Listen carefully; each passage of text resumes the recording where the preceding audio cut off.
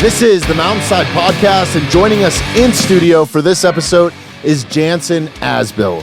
Jansen is the founder and creator, designer behind SABO Broadheads, a piece of revolutionary archery equipment. What he's created is truly amazing. We did a deep dive on that, but above and beyond SABO Broadheads, Jansen is an incredible dude. He's become a friend, and I really enjoyed sitting down and recording this 3+ hour long podcast with him. It was a great conversation. Yeah. So welcome. This is awesome to have you in here. First time seeing the studio. And yes. This is amazing, dude. What a cool space. And right here in Evergreen, like we just had lunch. One of my favorites, Little Murphy's down the street there. And, shout out. Yeah, definitely. And what a great location you have here. And what an amazing experience I get to be in here and part of this and see all this for the first time. A little nervous, you know. Dude, don't be nervous. Don't be nervous. But I know, yeah, we've hung out. Yeah, we've hung out. You know, I'm pretty laid back. And the podcast, dude, when I took my goal in this whole thing is when I hit record, I'm the same exact person that was at the archery range. Yeah. Missing targets and yelling fuck and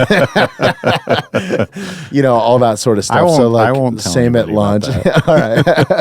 Thank God we weren't filming today because it would have been really bad for tape. Thank you, man, for just stepping up to the plate and really thank you for your friendship, man. I feel like we've known each other longer than we have. And this sounds gay as hell. I did tell what to say the podcast when I was like, I kind of miss Jansen, you know, like that day you left. I was like, I know, and I did tell a guy that we were in the early stages of our dating relationship. Don't do that, bro. Please don't do that again. I need all the help I can get, dude. I don't need any of those dudes coming after bears. You know what I mean? So, I mean, if everybody's got a sense of humor, you know, they can look at me and go like, "No, I'm joking." Right? Well, and it's funny what I've noticed with you is and I have certain friends like this where all of a sudden, you're trying to do something revolutionary in the archery space, which we're going to dive into heavily here in a minute. And back to kind of what I was saying, thank you for sponsoring me, man. Us taking that trip to Arizona and recording with Caleb meant so much to me, man.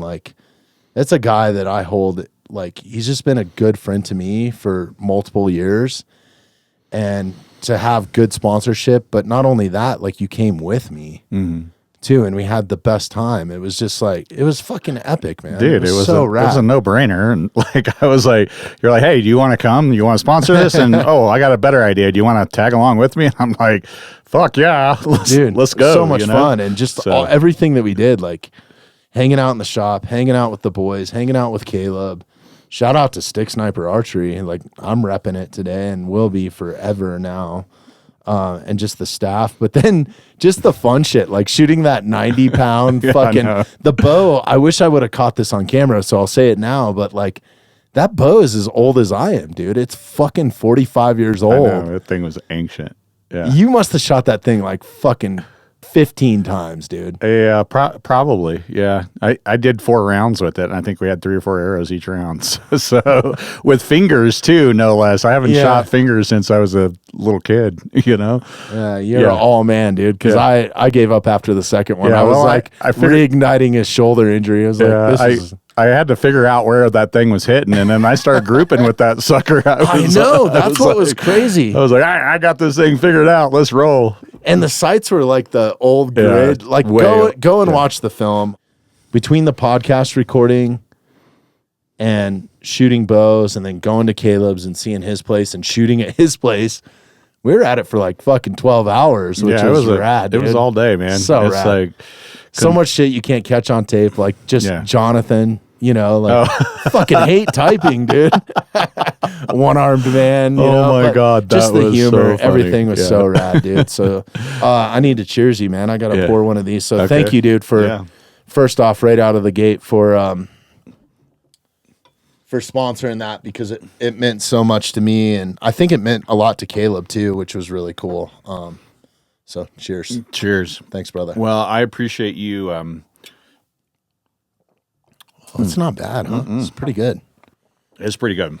I appreciate you including me in that experience, and it was an incredible experience as well. Really enjoyed meeting Caleb, and then the night before hanging out with you and Marissa, and dude, that was just epic, dude. It Two was epic people, right? so incredible, and just to be a fly on the wall there, and be in that space was really awesome, and really appreciate it. And obviously you knew Caleb before that, and I just met him, but we'll be no doubt like we totally hit it off. Our friend, like we'll be friends for life. Us, dude. He probably does.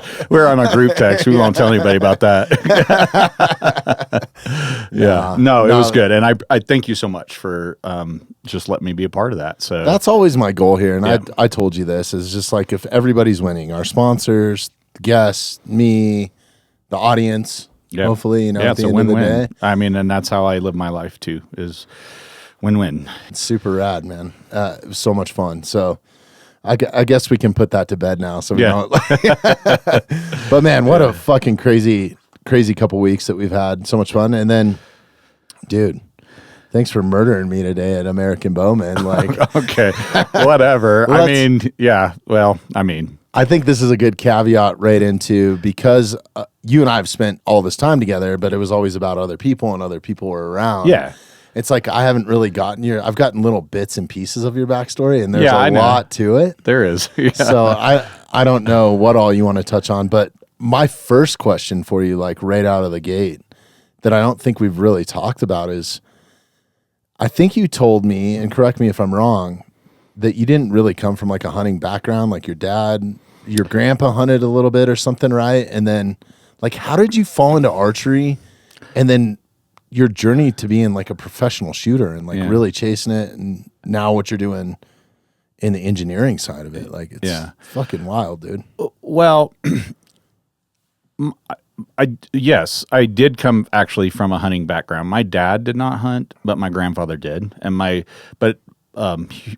rifle hunter, huge big game. My grandfather traveled all over the world, like Africa, all that, like, and had, like mounted everything. And that was the old era, like the 50, like everything. It didn't matter if it was this big or this big, everything got a full mount, and, Do you still have some of that stuff? I have a couple of things that were from my grandfather's, but like a lot of that stuff like got donated to museums after he passed away.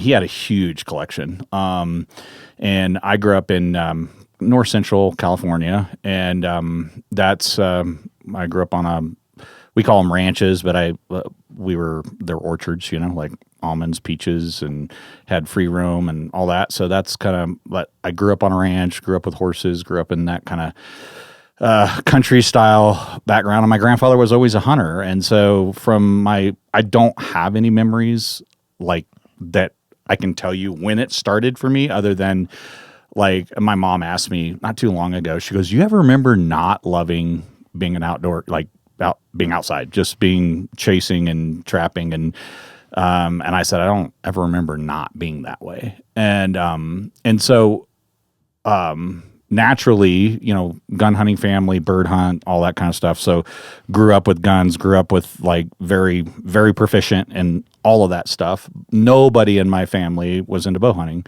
And I got a bow when I was from a friend of the family when I was 11 for my 11th birthday, and it was over. Like when I started shooting that bow, and it was kind of like that bow we shot down at Caleb's, but it was like an old cable version. That was my first bow, and I think I got introduced to it at like 10 years old or something. Yeah. My uncles bought me. I'll never forget. We went to Big Sky Archery in Montana, and I got a PSE like off the shelf. It might be the only new thing I own. Like I grew up pretty poor. Yeah. So like I didn't even get new shoes when I got new shoes. I got somebody else's old shoes or used shoes, right? Nice. They were fucking new to me, dude. Like, you got all the hand-me-downs. Yeah. Like the moment that I got a pair of used Vans, I was like, fucking A, Done, dude. yeah. Like this is why. And now I can fit in with the rest of the Metallica kids, But it was, that was so special to me, man. And those guys, man, just so lucky, and I'll never forget that. But like shooting, I started shooting with fingers, no sight, no fucking, just a bare bow, a bare compound, Yeah. So that was kind of my introduction to archery, and then I just it kind of consumed me even as a kid, and as I just lived for it. And I hunted crazy. You know, the era that I grew up in, it's funny, I see all these Instagram reels, you know, it's like we didn't have phones. We didn't have I'm not kidding you. I was 12 years old. 12? Yeah, 12 years old. My mom would take us up because the Sierra Nevadas, the foothills are all there. Got into bow hunting, wanted to kill my deer. The first deer I killed was with a rifle. I was maybe 11, and I just wanted to kill one with a bow. And my mom would so I been in the outdoors my whole life, learned to camp, fish, do all that kind of stuff. I don't remember when I learned how to do that. That's how long I've been exposed to being in that space. And my mom would take us up on a Friday afternoon, and drop me and my friend off at a trailhead in multiple different ones, and then say, "Hey, I'll be back here at Sunday afternoon to pick you guys up." And then we'd take our bows, our backpacking gear, our food, and disappear and go hunt. That's so rad. And just it's a different era now. Dude, kids don't grow up like that. I would have never done that with my kids. Yeah. They're really? Mom, really? And she, well, you better be here or I won't pick you up. You're going to have to figure out how to get home. I was 2 hours away in the mountains, on a Sunday night. Are you for real? I tell people that story. Yeah. And that was normal. That was literally and they're like, no, you're bullshit. And I said, I swear to God, ask my mom. My mom would she'd drop us off and all right, have a good time. And it's starting to make sense why we hit it off, because I was the same way. It was just I had free reign if it was, as long as I didn't have to go to school, which thank God they made me go to school, because I probably wouldn't have. It was hey, I'll be back Sunday. Yeah.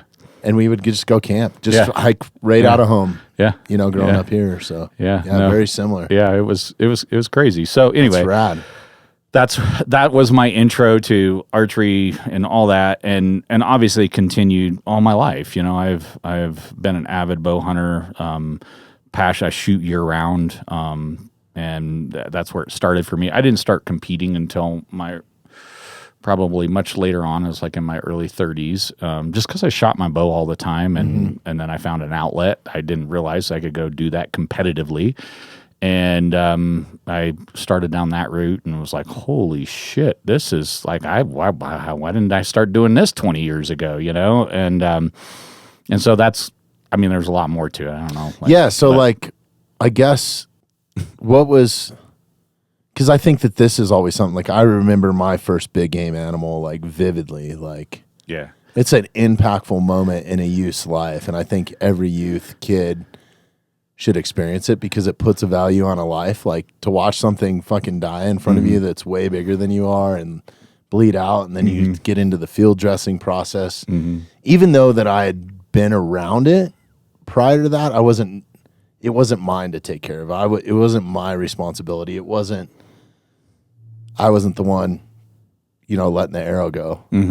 So I think that, and my first one that I killed with a rifle, which I think everybody should kind of start there. There's so many variables in archery. Of us did. Do and have.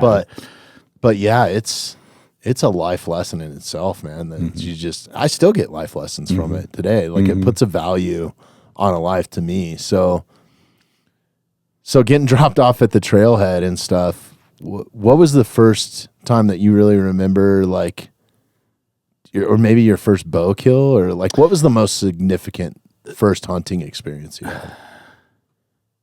That's a pretty good question. I've had a lot. It's maybe I haven't killed as many animals as you, probably, after the way I shot today. If I was to, it's probably, maybe it's not healthy, I don't know, but I could probably remember every animal I killed, and it's been hundreds, because of the experience that it was, I think that that's healthy, though. Yeah, well, it depends who you talk. Depends who you talk to. Yeah. Inside, outside of this industry that we're in, I think it's healthy too. I think you put so much effort and there's so much value in it, whether it's the meat or the pursuit or the self-faced adversity, because nobody's making you like, nobody's prodding you and like, you have to go kill this bull. You have to go kill this buck. Right. Like it's all self-driven stuff. So I think that there's so much pride that shows through really in a grip and grin photo or the excitement after it. But people don't understand. All they see is that excitement. They don't see why you're so excited, right? Like I haven't gotten that excited taking down dimes from the nightclub, you know what I mean? Like, and those are exciting moments in my life, you know? It doesn't happen very often, you know? Not anymore anyways, but yeah. But yeah, you know what I'm saying? Like it's just, So I think it's healthy to remember all that. Yeah. Like, no, I agree. I mean, I definitely agree. I was just being kind of funny on that space. So like my first big game kill was with a rifle, and then I hunted I in Northern California, and it was Sierra Nevadas or Colombian blacktail, some mule deer in there as well, and then and it was tough. Like, and I didn't have any, like, I'm self-taught, learned, like, deer hunting with a rifle is, deer hunting is deer hunting. Rifles, arguably a lot easier, and you don't have to get it. And then when I started archery hunting, there was no rangefinders. And so I missed a lot. So I had many opportunities. I can't even tell you. I got into them all the time. And then it wasn't until my first big game kill was with a rifle in California. And then it wasn't until I moved to the Midwest, and I would have been 19 when that happened. And it was my first exposure to whitetails. And they're everywhere, and you sit in a tree and they just like walk right underneath you. And it's like, there is no, like, and by that time we started to have the first generation of laser rangefinders, and that's when the killing started. Right. And it was nuts. And I spent several years in Michigan.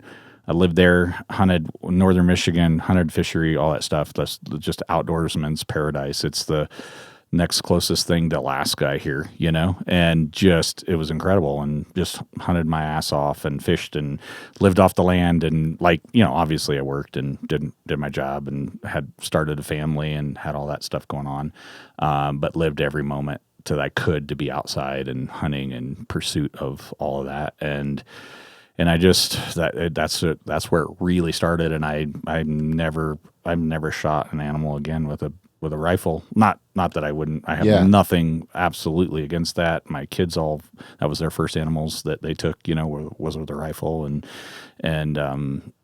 but I just have been hooked and insane about bow hunting and fucking you and me both, brother. I think that's why we get along so much. I don't hunt with a rifle just for that. I just don't have the desire to. Like, I think it might be kind of fun to do like some super long range, like coyote stuff or something. Oh yeah, like that intrigues me. Well, and I've done predator hunting, and like we shot tons of pigs at night with thermals, and that's fucking, that's a fucking blast, like really, with the rifles, like in Oklahoma and stuff. Like my friend, like night vision or like no, they're like a thermal, like I don't know which. Like, there are all kinds of them out there now. That's crazy. And you just like, that sounds fun. It is. I would do that. That is fun. That's a blast. Yeah. That's.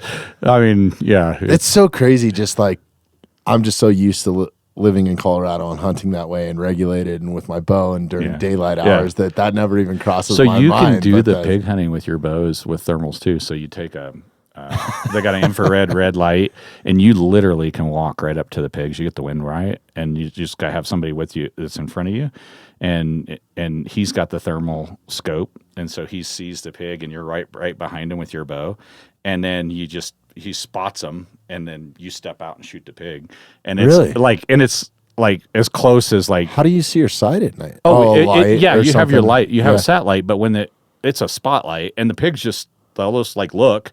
And you got like 15, 20 seconds, and you just so crazy stick them and go. Because if you spotlight something here in Colorado, you're going to jail for a very long time. You can do that with pigs. I'm pretty sure, I know you can do it in Oklahoma, Texas, like pretty much with pigs, they're all which bets is crazy because I've never off, really hunted, honestly, outside of Colorado, other than like small game or upland birds, and whitetail. I guess I did in Kansas, and some muleys one time in Kansas, but that's like a fucking neighboring state. You might as well be in.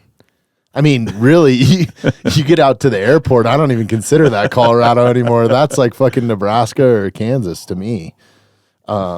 That half of the state. No disrespect if you live out there, but that's none taken. I don't live out there, so, right. And I don't disagree. It's just different. That's where the Midwest starts. Yeah.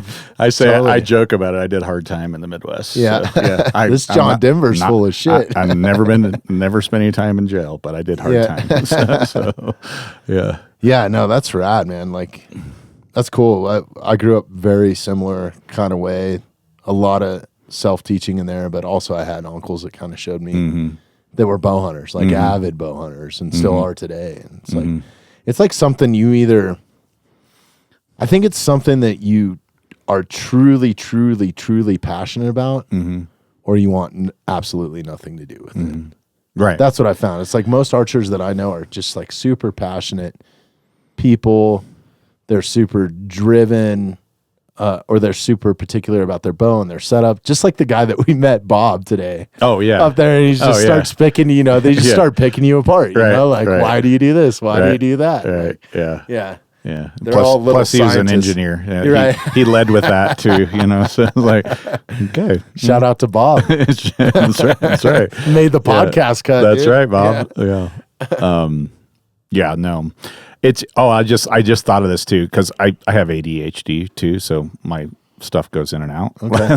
Well, we're fresh out of cocaine, but we might have some Adderall laying around on the floor over here. I don't take it. It's actually helps me. It's made me who I am. That's a whole nother podcast too. We could talk about that. See, ADHD. Yeah. We got time, dude. Yeah, real we're only 23 minutes. But like where I spent the most of the time in the Midwest is a little town called Mahomet, Illinois.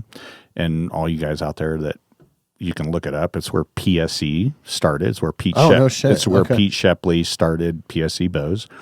And I didn't.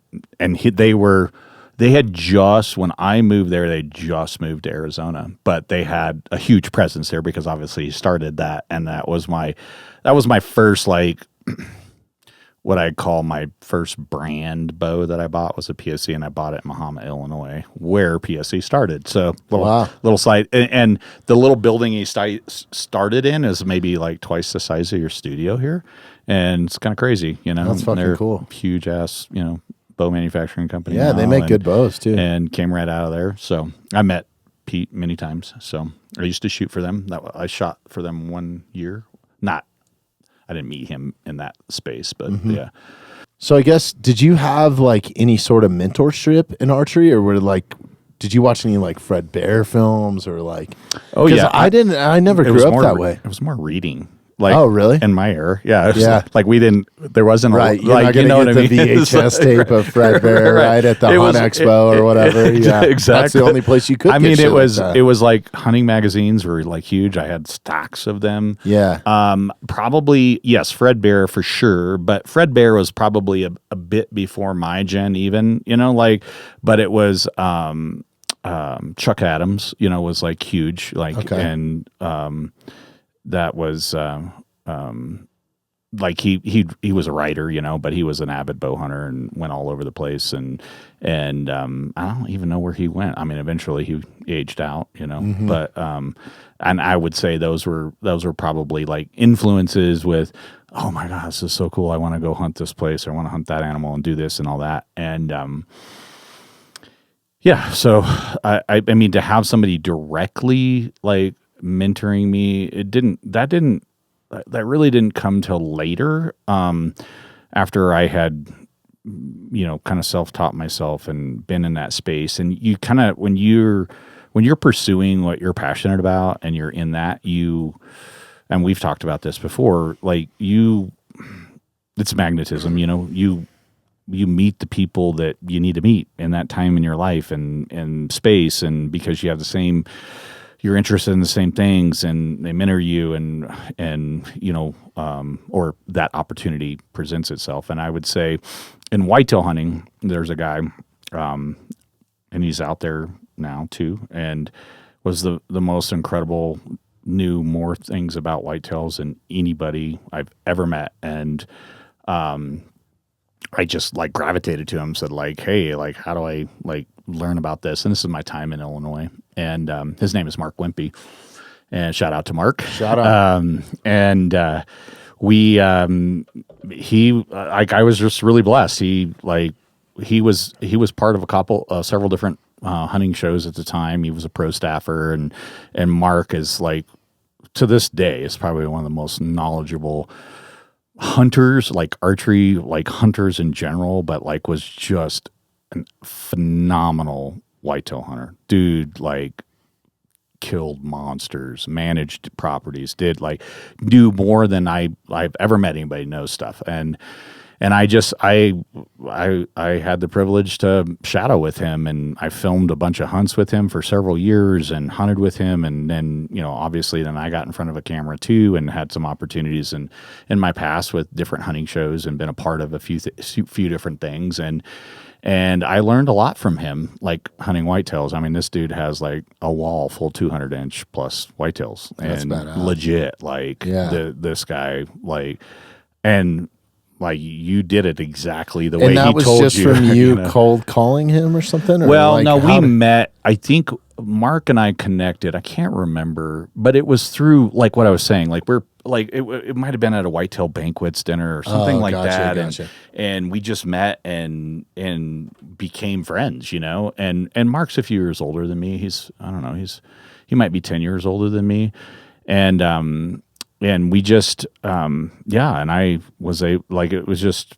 It's kind of like what happened today. Like every time I go to American Bowman, I'm by myself typically, and I very rarely have anybody else that even is signed in on the book. Maybe one guy. Mm-hmm.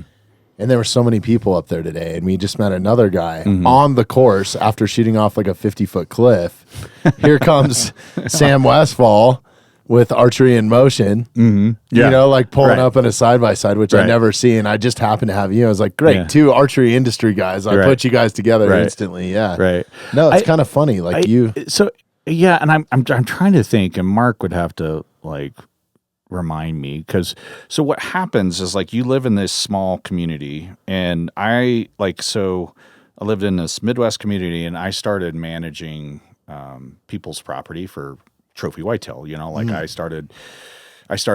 I immersed myself. My background is I had lots of ag in my background too, lots of different things. But anyway, I started this little business because I was just passionate about it, and I started doing that, I think.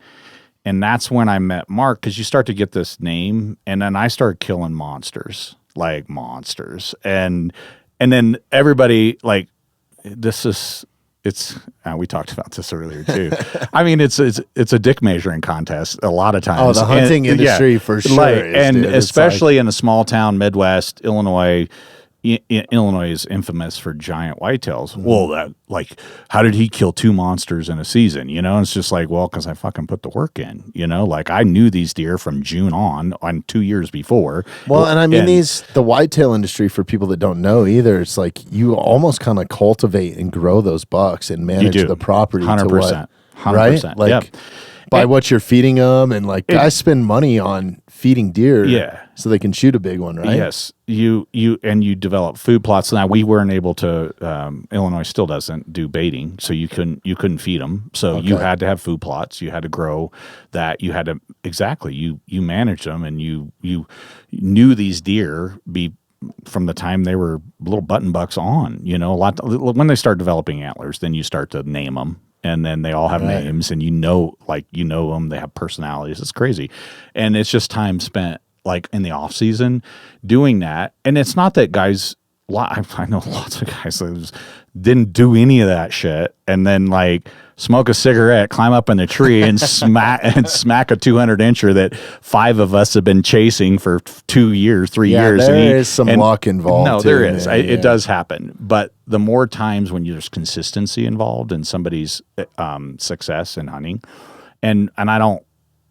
I'll measure success. I mean, ultimate success is, yes, you took your animal, you took it home, but that's not the only measure of success. I just want to qualify that because there's been way more hunts that I don't come home with something that was incredibly successful. It's the experience and just being able to be there in that space, and no regrets, like not bummed out, Yeah. But there's been many where it's like the ultimate success and just like the culmination of, all that hard work, and then you take your animal, and I believe like all animals are trophies, like you took a life, and they deserve to be treated that way too, Oh yeah, it's sentimental, like everything, like it's all sentimental stuff. Yeah.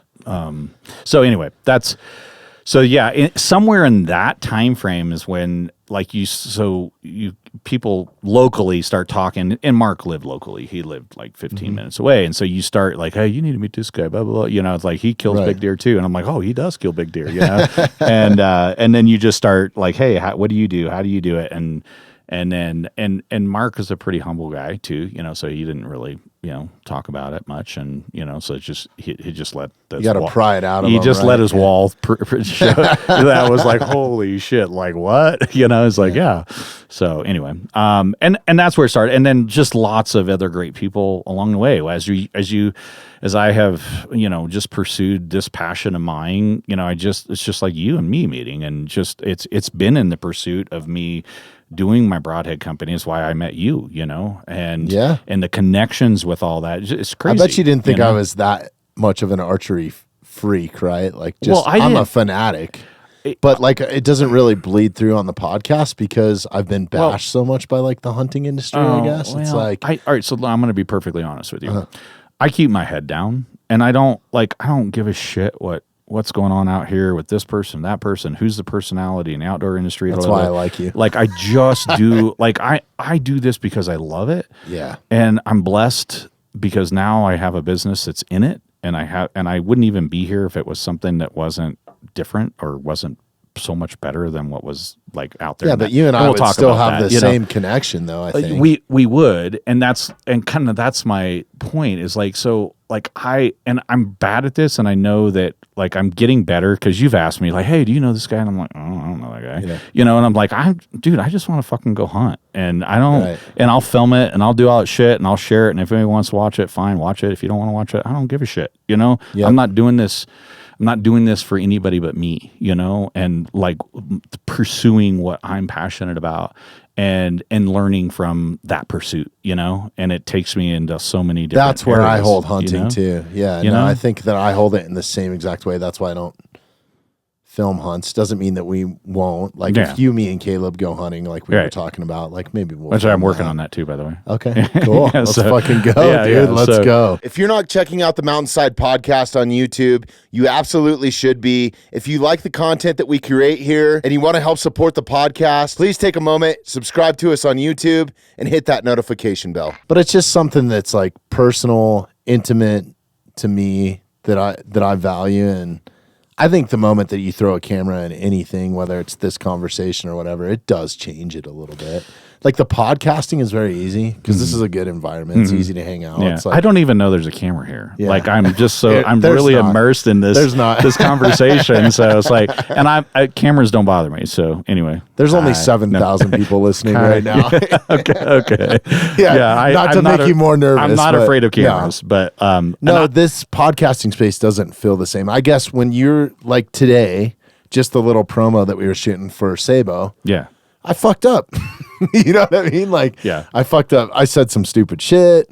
I didn't adjust my sight. I shot over the target. I lost another arrow. Like, you know what I mean? Like, it's just, it throws a different dynamic in it. Yeah. And if I were to do that and try to capture that, and because you film some of your hunts, like to me, it's just, I don't think I would be able to have success.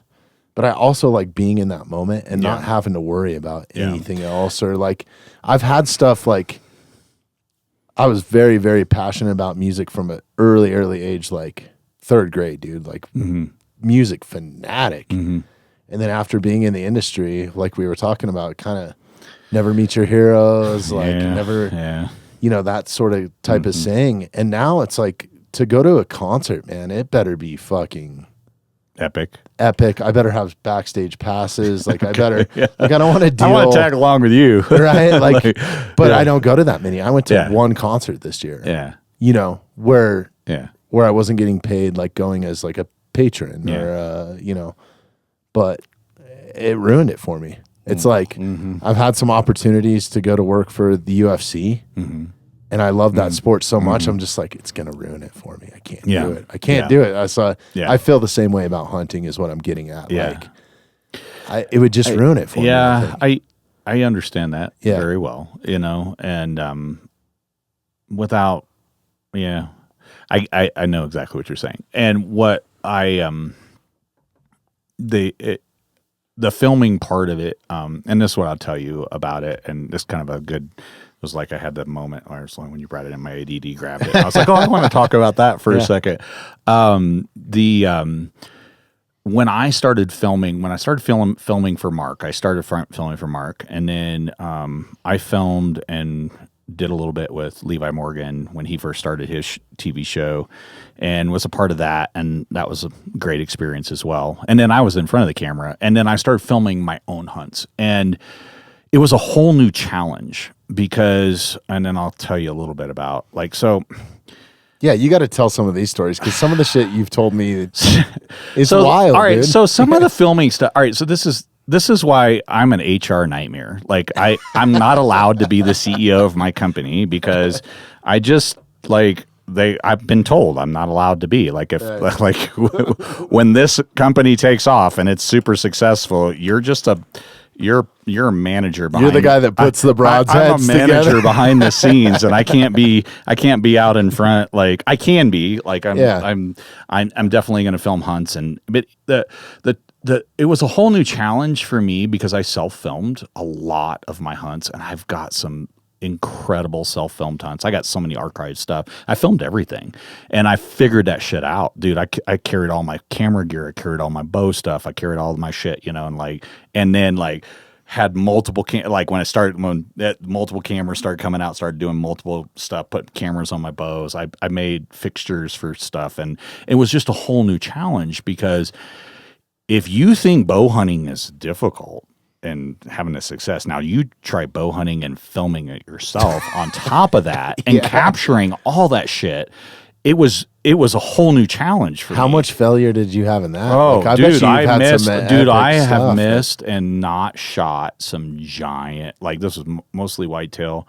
I actually filmed myself in Arizona this last year, late. It was in December, and I didn't get a shot at a mule deer because they had pegged me. It was going to be like an 87-yard shot. The red light. It was going to be an 87-yard shot. And by the time I got the camera set up, got it focused, got it zoomed in, got it all framed, that was the time that I needed to take the shot because they had me pegged.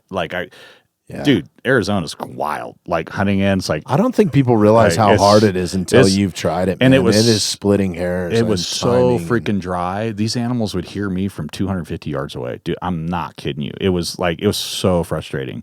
I did so many spot and I hunted there for 10 days solo. And I went all over, but yeah, and I camped out in it and just did it, and it was gritty, and it beat the shit out of me. And anyway, self-filming. Was this in the mountains of Arizona? So or was it down where we were at? Well, it was really near. So it's I stay my friends live in. They live in Safford, which is north of Tucson, about an hour and a half. But it looked a lot like Tucson, like that whole rugged, mountainy, deserty Dude, I was shocked, man. plains, and they had coos deer and mule deer all mixed in together. Well, you were on the way down when we were leaving Tempe. We had a nice little road trip to Tucson. And you were telling me about a mountain or something there, and there was a mine and a lost. I was no, that was the Lost Dutchman's mine. That was just outside of that's in Mesa. Okay, outside of Phoenix. Yeah. It was hey, you know what that mountain is over there? It was the. It's a crazy story. It's the Superstition Mountains. Okay. Yeah. No, it is a crazy story. It's legendary. Yeah, there. I was hiking around all that mountain. There's all kinds of alien shit too, and like people go and put up shit. There's been there's the lots. I think it's called the Lost Dutchman's Mine. I mean, I could be wrong, but anyway, it's the Superstition Mountains in Arizona, and some guy came back to town. This in the late 1800s, early 1900s or something, and he had this just shit ton of gold, right? And nobody knew where he got it, but he had found this mine that somebody there was a legend even back then, and he had found it, and then he mysteriously disappeared and died or disappeared with the knowledge of where that mine was. And so people have been looking for that since then and never found it. And people have been lost and never found again. There's all just kinds of... It's like a Bermuda Triangle type shit. All kinds of folklore about it. And I was hiking. I was with my buddy of mine a few years ago, and he was telling me all about it. And then I looked it up. I looked up a bunch of this stuff, and then we were hiking around there. I was like, so we might get abducted up here, and someone might never find us again. I was like, cool, let's go find this mine. But anyway, yeah. I've never seen anything too strange back there. I mean, there's been times where I'm like, what the fuck is that? And it's just a moose, you know? Yeah, right. You think you see Sasquatch for 2 seconds? Oh, dude, I'm pretty sure I have a Sasquatch story. Really? Okay, we got to change subjects. No, ADHD. I want to go back to. I just wanted to I want to finish my point about the filming stuff. I'm the worst because I'll lead you down different rabbit holes. I know. No, I do have a Sasquatch story. I have another story too that is a little bit. It's an alien story, but okay, we're bringing up both of those, and then we'll circle back on Archery. But the filming part was just a whole nother challenge for me, and it was really cool. And the thing about it was, for me, is about telling the story and sharing the experience. And in this industry, and I'm going to be all serious, when I filmed for people in this industry, we have what we call retakes, and I'm going to expose it if we don't all know it. When a guy goes up and recovers the animal, we filmed that 5 times, and I hated it. So we go, I don't like that take. So we would. So it was acting. It just gets more. This is why I don't like hunting shows. Yeah. It's just so ungenuine. Now, right? A lot of. I think that is changing, and this is. I agree. It was like this Hollywood production for something that is just natural and raw. Right. And as a camera guy, I filmed it. As a camera guy, you're not supposed to talk. You're not supposed to interact with your hunter, all this shit. And I'm like, dude, he's as much as part of the story as the hunter is. He's fucking capturing. If he's doing, I got to make sure it's recording. I got to make sure I'm focused. I got to make sure the mic's running. I got to, he's doing way more than the hunters. I'll argue that. I've been the camera guy, and all the camera guys out there know this is true. If they fuck up and the hunter kills an animal, he's fucking fired, oh, yeah. And he won't film again for him, So it's there's a lot that runs online. And so I hated that fact because it takes away from the camaraderie. The camera guy that's running the camera, I will guarantee you most of them that I know are avid hunters, huge hunters. That's why they're running a camera for a hunting guy, because they love to hunt. You kind of have to be to know where to be and get the shot. Exactly. And all that sort of exactly. shit. Right? And I hated that about the industry. And then when I got in behind the scenes and got exposure to all that, I was like, this is fake as shit. It's just a fugazi. I mean, it's not fake in the sense that they killed the animal and did all that, but then they staged all this stuff for the production value of it, and it takes away from any authenticity from it. And this is my opinion. I don't care what anybody else say, but this is my opinion. When you watch a show, I gravitate. If I want to go see a movie that's a fake movie, I'll go to the movie theater to do it. But if I want to watch a hunting show and I want to see a guy that I want to see the rawness of that and the authenticity of that, and that's what I connect to. And I didn't watch, I couldn't, I watched some hunting shows, but I once I got into filming them and doing and knowing, I'm like, oh dude, that's fake.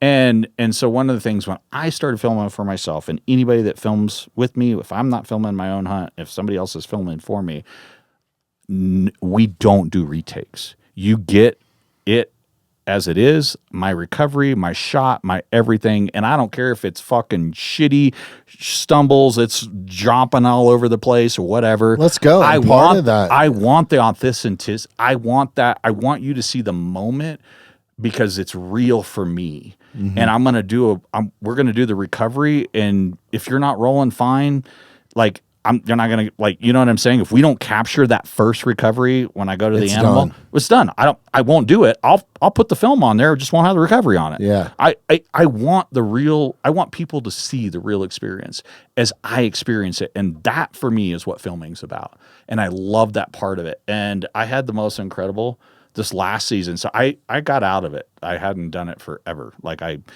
filmed my own stuff. I got out of, that sort of work will make you sick, dude. Like, well, I went through some pretty life hardships in my life, personal stuff, for several years that really kind of waylaid me. And I didn't have the heart. I wasn't hunting. I wasn't filming. I wasn't doing anything with it. And then, I got through that phase of my life. Another story for another podcast, maybe, or not. But, just went back to my roots, and I started hunting and started filming all my shit myself, and obviously finishing this project, which is the Broadhead. That's been an ongoing journey for many, many years, and got back into it. And for a moment, like in the time that I was away from this and away from the industry, away from all of it, I quit professionally shooting. I didn't shoot for 7 years. I just dropped off the face of the earth. Really? Yeah. I was shooting for Hoyt. Still shoot pretty damn good. I had a Hoyt contract, and I shot for Hoyt for 5 years. I was in their pro mat. You don't get that unless you're like, unless you can swing it, and that was a true honor for me to be there. And I walked away from all that, and there was just a lot of shit that was going on in my life. And, that was, to me, was way more important, and yeah, so coming back to it, and I just came back, that was my point, is coming back to my roots and started shooting competitively again 3 seasons ago. And then, cause I was getting to the end of developing this Broadhead and finishing that up. And then I went back to hunting solo and filming my stuff and just reconnected to it, I love your approach on that, because that's the exact same approach that I have here. Like, we don't edit hardly anything on the podcast unless a camera goes dark, or like when we were recording with Marissa, the camera shut down. But I'll even let people know, like, hey, we just went to a commercial break because we had a technical difficulty. You didn't miss anything. We're picking up where we left off. But that's the whole goal with my On the Mountainside series. And that's kind of what I tried to capture at Caleb's. I just wanted to record as much as we could and just catch it in its authenticity. It was never like not staged. I mean, I set up stuff like, I want to talk to you and Jonathan, like, but short of that, it was like, no, it was so real. No, like just, and that's kind of my goal with it. And that's really why I became a fan of podcasting and podcasts. I think it's really the only true form of media where people, like, you can't be fake on it, especially if it's long form. You can overproduce the fuck out of it if you want, but it's like, it's just raw. It's very punk rock to me. Like, I grew up in the punk rock era and thrash metal. And like, to me, all the time that I spent in the music industry was very much like that. Like, all the bands that I started working for later on in my career, they all had like these DVD shoots when DVDs were a thing, right? Now everybody's releasing shit on YouTube or whatever. But they all would have these DVD shoots, and we would shoot like, well, for example, when I was with the Killers, we did a Day and Age. I think it was called Day and Age, but it was an amazing 3-night concert series, but they only filmed, or they took the best parts from each night or something like that, right? So it's like, it's not the true like concert experience feel. Yeah. This was at the Royal Albert Hall in London, man. Like, and I don't know if you've ever been in that place, but it is, dude, it's older than our country. Yeah. You know what I mean? Like, it's unbelievable. The places over there too is like, And like the guest list that's played there, like Jimi Hendrix and just Clapton and fucking, it's the who's who. The history of this. Like, people aspire to play there. Like, it is the pinnacle of playing. So it's like London. Our Red Rocks. Yes, very much. Yeah. Like, people aspire to play at Red Rocks, right? Yeah. So anyways, we did 3 nights there, sold out, and real production, like boom cameras and fucking, the whole thing. Yeah. Above and beyond what we had for just tour cameras. Because a lot of times when you're on those tours, you're traveling around with camera guys and video guys, but it's just for IMAG is what we call it. So it's just like the video screens that you see on the side of the stage. If you got a shitty seat in the nosebleeds, you're primarily watching most of the show from one of those prompters or the scoreboard or whatever if you're in an arena. But anyways, this was like a real actual production that was getting paid to do the DVD shoot, or they were paying the killers to, I don't know, however that works out in business. But nonetheless, they wanted to do, it was like a 2-part DVD, and one was like a bonus of like backstage, and they wanted to interview the crew because we were kind of a tight-knit crew, and there's a lot of like just banter and stupid shit that goes on where you're giving people shit. It's that whole locker room talk or hanging out at the pro shop, you know, talk. Yeah. And I was just told early on for my career, don't ever do those because they just make you look like a jackass. And that's exactly what they did in this one. They just made everybody, they took everything out of context. They didn't show anything that they did for work or the professionalism or us getting like the actual band to stage. I think I signed a deal that they could film me because I had to walk the band to stage. They could film me walking the band to stage, and that was about it. But no interviews, no nothing. Because of that, like I never wanted to be portrayed as like a jackass. And I feel like when you start doing those multiple takes, or you're like, it's one thing. Like I have to do host-read advertisements here, your company included. I hate doing them because I don't feel like they're genuine. And that's honestly why I only choose sponsorship that I use their shit. SABO Broadheads, Jocko Fuel, Eldorado Water, like you know what I mean. It's all stuff that I use on a daily basis, or believe in, or like have some, like I have passion for this. Yeah, especially after knowing you. Yeah, right. Like it's fucking cool. Yeah. So I feel like podcasting and that, like being your own entity, and now that we're starting to get outside of the studio and film some stuff, it's super cool. It's almost like endless, man. If I could get the production money to do what I really want to do. That's the hard part is I have, it's getting that production money or production budget, you know, to do. I like, and you can film some really cool shit if you can capture it, you know, it's like endless. The money that you could spend on film crews. Yeah, and like, I know. And that's where, like, you know, necessity, you know, for me is come into place where I just film a lot of it myself. And then, but it's more raw that way. It is. It's so freaking raw. Like the Blair Witch Project still holds up to today, right? I mean, like, it's a little bit better than that, but like, I mean, not so much. Like I did, like I told you about the one I sent it to you. I don't know if you got to watch it. I haven't had a chance. I yet, put it on my YouTube channel, burner. and I haven't like, I think it has like 3 views on it. Okay, which that's fine because I want it that way right now because I have like 5 hunts that I'm gonna put all on there, all with the SABO Broadheads, all the kills with this, and they're freaking badass.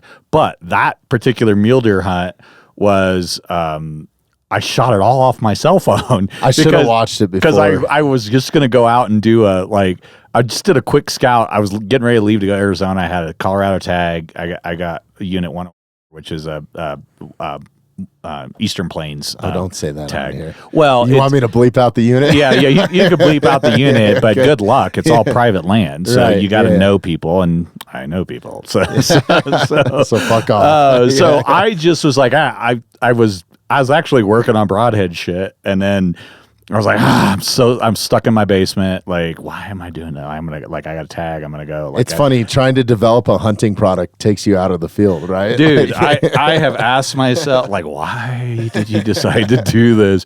This is not what you. Yeah. Anyway, it's all good. It's all part of it. And then I was gonna go. I just went for a drive, and I was like, I'm gonna go drive through couple of these properties, grab my bow. And I was like, should I grab the tripod? Yeah, I'll grab a tripod. I got a little phone mount that goes on my tripod. And should I get my big camera? Should I get the big camera? And I'm like, nah, I'm not going to see anything tonight. You know, like it's 3:00 in the afternoon, you know? So I leave my house. I live in Highlands Ranch, like urban, like concrete jungle.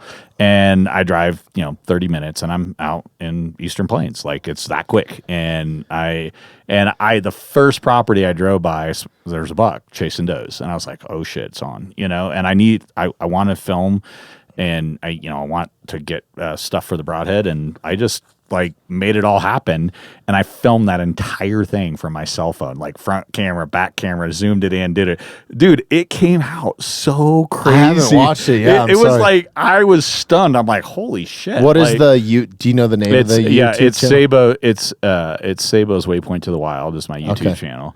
And it's the only one that's on there. And it's the Colorado mule deer hunt. And I stroked that sucker at 80 yards. And it's all on film. Like, dude, it was so freaking cool. That's badass. And, I love that you're doing it raw is what I was getting at, man. Like, that's so fucking cool. Like, this is why I like you, dude. Yeah. So, anyway. God, there's so much. We got to circle back to the alien and fucking Sasquatch. But the Sasquatch story. I can't do it right now. Like, or should we talk about it right now? Nah, I mean, this is your show. You run it.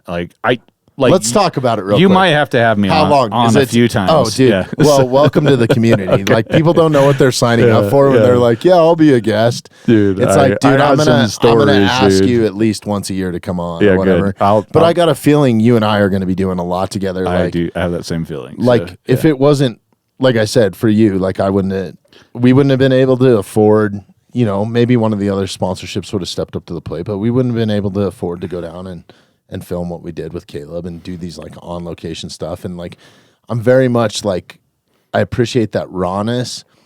And I think part of it is like the very first podcast. And I think maybe I've only done 4 podcasts that were virtual. Mm-hmm.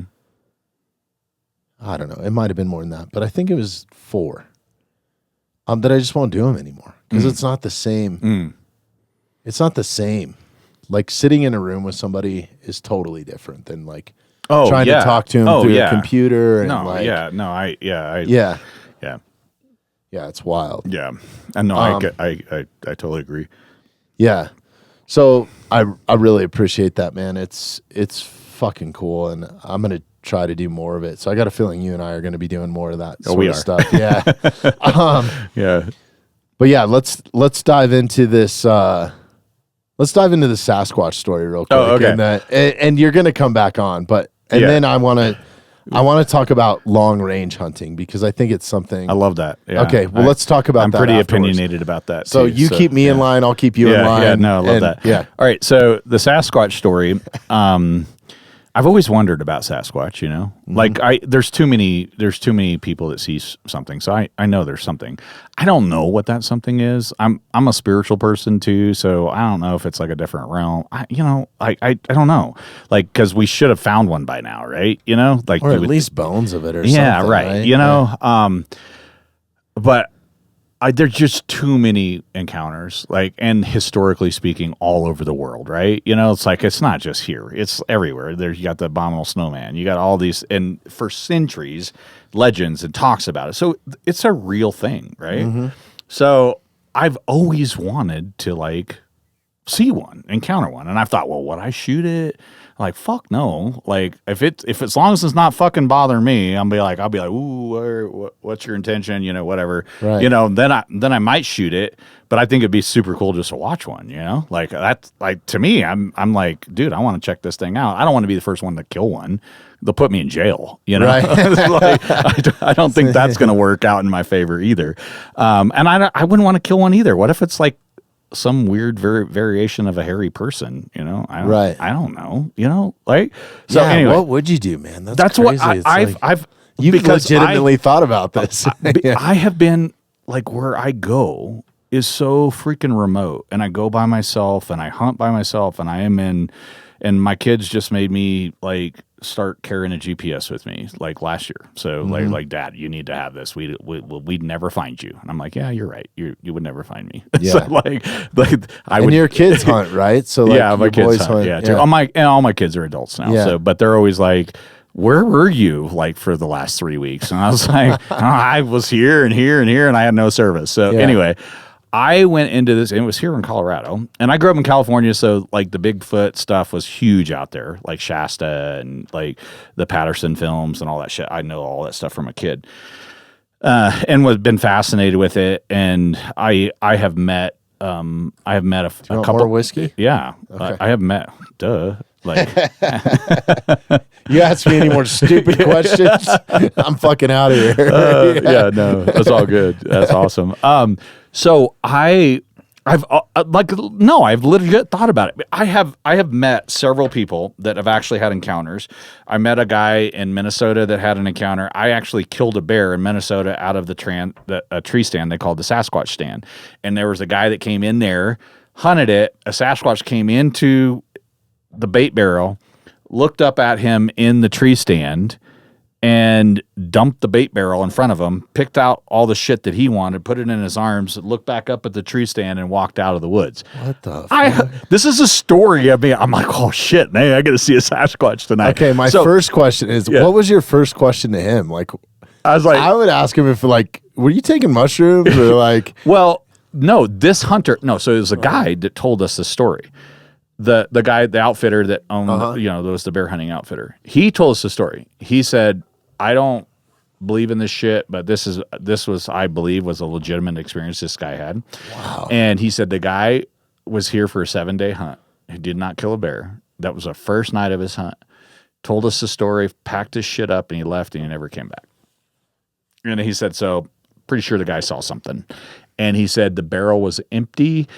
No bears hit that bait. There was no bears that hit that bait that night. He said that was the thing. He said the guy said he heard the Sasquatch before he came in hollering like you hear like the Sasquatch holler, whatever it is, you know. I just think of Harry and the Hendersons, dude. Nothing fucking came into that barrel but that Sasquatch that night, and nothing ate the food because the outfitter said I went there the next morning to reset the barrel and do all that, and the food had not been touched. It's like that Sasquatch like fucking marked his territory and said, "Get the fuck out of here. This is mine." So Wow. this is this is a secondhand story, but he said the guy left, and that's the story. This was in Colorado? No, this was in Minnesota. Oh, like I was Minnesota, on a okay. bear hunt in Minnesota. Okay. So this was but then these are all stories that I've collected in my years of just like going This and is then awesome, dude. adventuring I'm and all doing all about this it. stuff. So this other guy goes on this fishing trip, and this is a personal friend of mine. Goes on this fishing trip, and way up in Canada, they fly in. It's a lake fishing deal, perch, walleye, pike, all that stuff.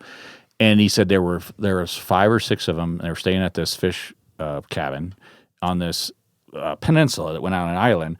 And the outfitter told them that all these Sasquatch stories. There's a Sasquatch in the area. Like they basically said, you may or may not encounter this. We have lots of people that encounter it out here. They encountered it. He said it came in, they heard it like screaming at night and throwing rocks, and it had a metal roof on the little cabin, and the rocks would hit the thing and bounce off the thing, and it would holler at them, and it hollered at them for like 4 hours, like from dark to like 1 o'clock in the morning. And he said it fucking freaked the shit out of all of them. And then you drop them off in a plane. He said it was like, he said we never saw Holy it. shit. We heard it, and it threw rocks at our thing, and we were the only fucking people there for like 200 miles. And so these are stories that I'm like, I know this guy. It's probably the pilot. He's not going to fucking bullshit. I mean, it could be. Yeah. I mean, that would be something I'd do. Yeah. Like, I'd be like, where you guys camping at? Woo. You know? So here's my story.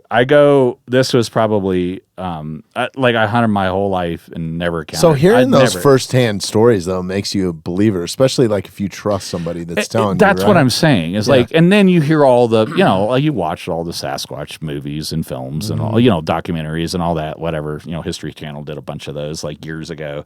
And those were fake though. I know, but the people that you hear, like, there's just so many, like law enforcement, anyway. So I know there's something to it.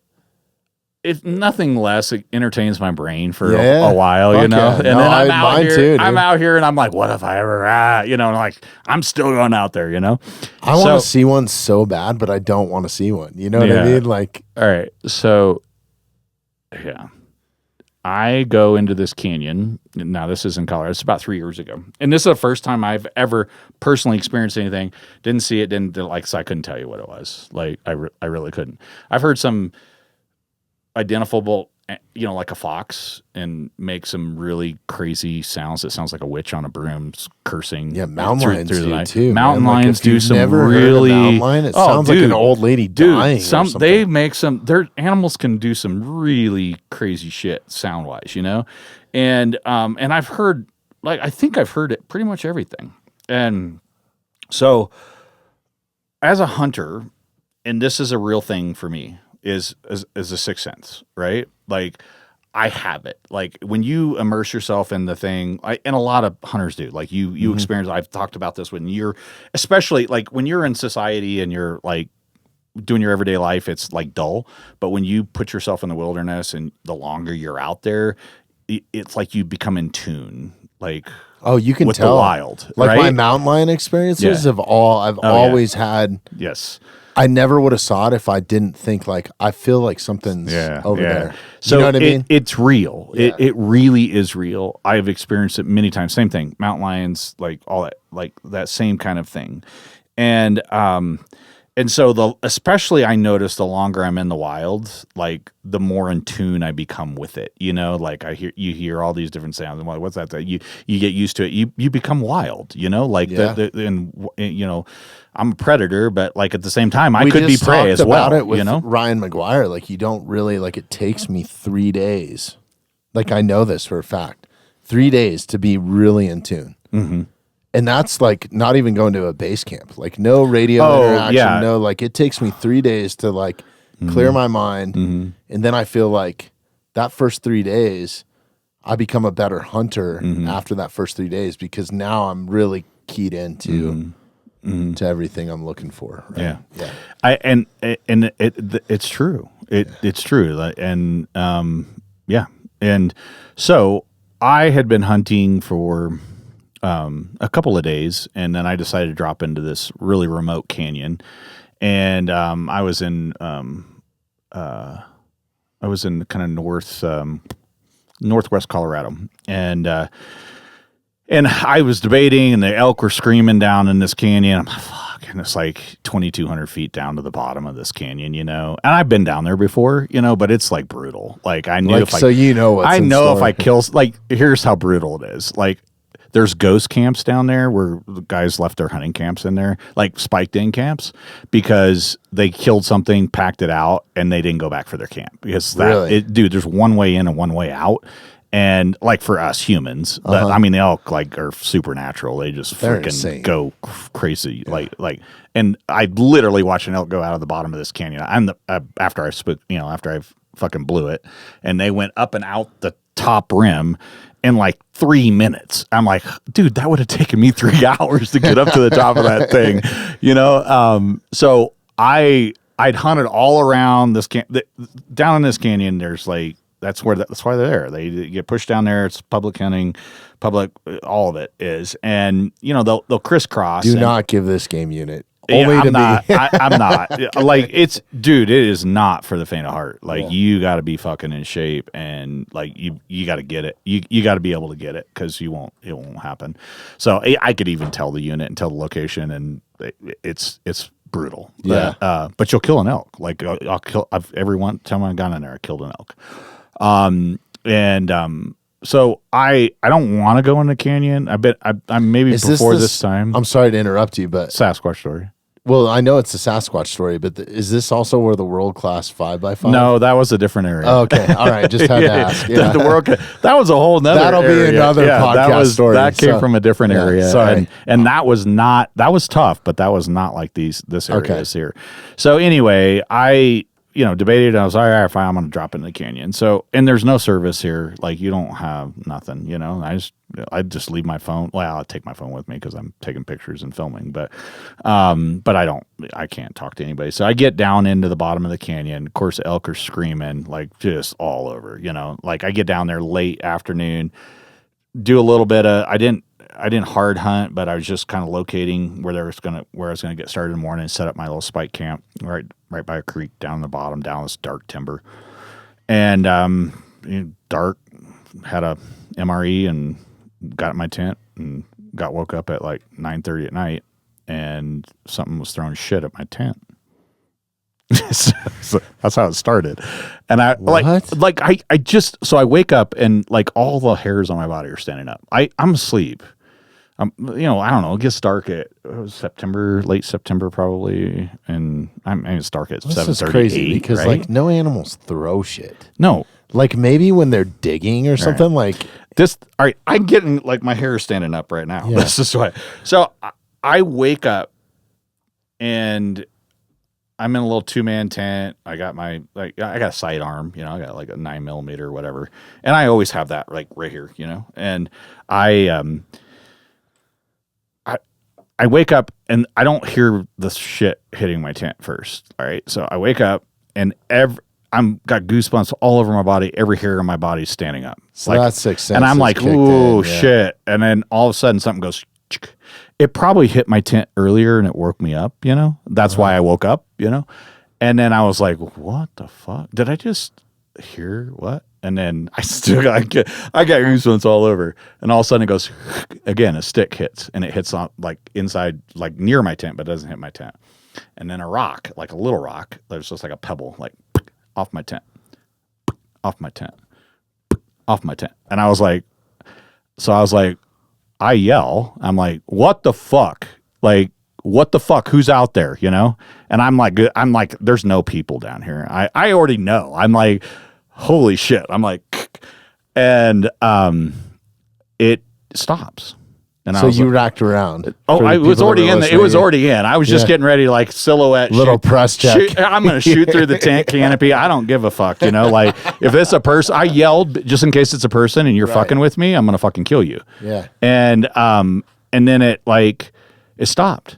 And it stopped for like, I mean, it was dead quiet. No elk were bugling. I went to sleep with elk bugling like all around, like down the canyon doing all like, I'm in the mix of it, you know? It's dead quiet. No fucking sound, nothing. And this other than whatever shit was hitting my camp. Then I'm about like, I might be like 10 or 15 feet away from the creek, and the creek is down below me. And then I hear a big rock go, like somebody threw a big rock, like you threw a big rock in the creek. And I was like, dude, what the fuck? Like, and I yell again. I was like, what the fuck? Like, what do you want? And then I realized that it's like, well, it might be a Bigfoot. I was like, dude, what do you want? Like, what the fuck do you want? Yeah. Like, if you want to fucking do something, let's roll. Yeah. That's like, I was literally, I yelled at it, and then the fucker hollered like the most eerie and every shit. Like, I'm like, eh, and it sounded like, I can't even explain it. Like, it was the eeriest, like, weirdest, like a gorilla growl or something? It wasn't like, because I went back and listened. It was I've never heard it before ever. Like it was like, wait a minute, you said you went back and listened like after this after this whole experience, I went back and listened to animal calls like afterwards, because I was like, was it that call? Was it that call? Was it that call? And it was, I still can't explain it. Like I can't tell you. I've just never heard it before. And it was like a holler, bugle, like elky, not like it was a roar, almost like like a red stag roar between an elk bugle between a gorilla. Those are wild. Okay, like that's what it was. A Sasquatch, it was dude. It was just something I never heard before. Right.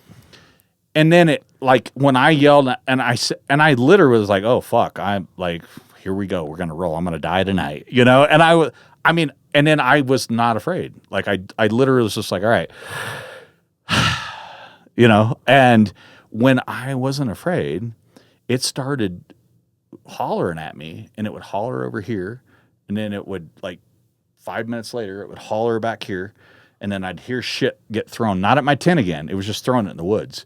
And it would holler back over here. Like, it was like 5 minutes to me. It was like it was walking around all around me. And then it turned and it walked up the canyon and it hollered the whole way until I couldn't hear it anymore.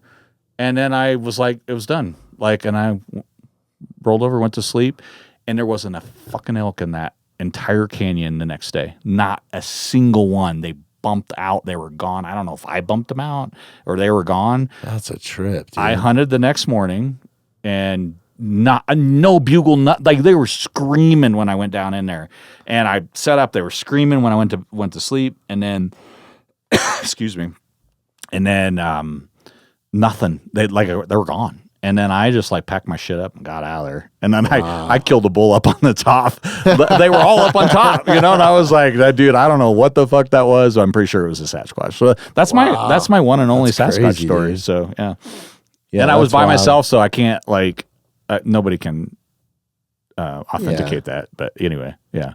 Yeah, but But that's it. That's like as much as I know you, I don't feel like you're bullshitting me. It was actually a really fun experience too. I mean, I was like scared, and then I wasn't. And I was just like, I don't know what the fuck this is, but we're fixing to find out, you know. That's crazy. And then it was like it was over, you know. And I wonder sometimes because like when I'm in the Flat Tops Wilderness, like I've seen 10th Mountain drop in up there on like Blackhawks and shit. Like I wonder, are these guys fucking hunting me right now just to fuck around? I've seen them too, by the way. Yeah. No, dude, I've seen some shit like I'm like, what the fuck are you guys doing here? Like, that place is wild up there. Dude, I was like dude, literally, why are you guys back here? You know, like one morning I was up there hunting and I'm watching get up before first light and I'm glassing off and I see this fucking bald eagle fly by and I swear to God this thing like looked at me when it flew by and then here comes a blackhawk over the fucking ridge like probably maybe 1,200 yards from me and I just see dudes roping off. dudes rope off Yeah. and the blackhawk's gone like in split Just like second I that. was like yeah. Nice. I felt so patriotic That's, and American I that love day. that. Like I almost wanted to go find him, but I was like, I don't know if they got live weapons or not. You know? Thanks for ruining my elk hunt. You know, They were probably hunting that Sasquatch. and I was like 7 miles deep too. Like I was like, well, there's no elk in here now. But go America, dude. Yeah. Team Patriot Hell yeah. for sure. No, No, I that's love that. wild, dude. Yeah, I love it. Yeah. Whoa, what a crazy story though. I know. It was nuts, dude. Yeah. And I actually been wanting one of those my entire like. Well, this is hunting all the more life, reason you know? for you to have your cell phone with you, dude. If you could have caught that roar, like on. Yeah.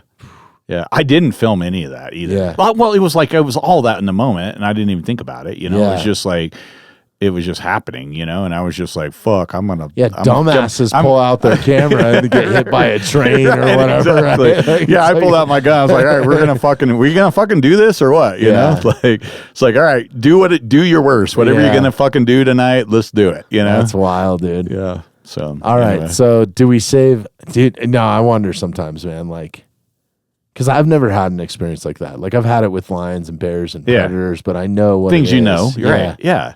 And I've had weird shit happen, like spiritually, but there might have been some psychedelic drugs involved. You know, there's I've had been that too. moments where Yeah, it's like, I don't know. Yeah, right. But yeah, there's nonetheless, like nothing is more humbling than being in the backcountry, whether you're experiencing shit that's actually there or that's not, because your mind will start to play fucking tricks on you too. Like, I agree. Yeah. like I had a moment. So I was in White River National Forest near the Flat Tops, not close to it, and I'm not going to give away the spot, but I was up there solo.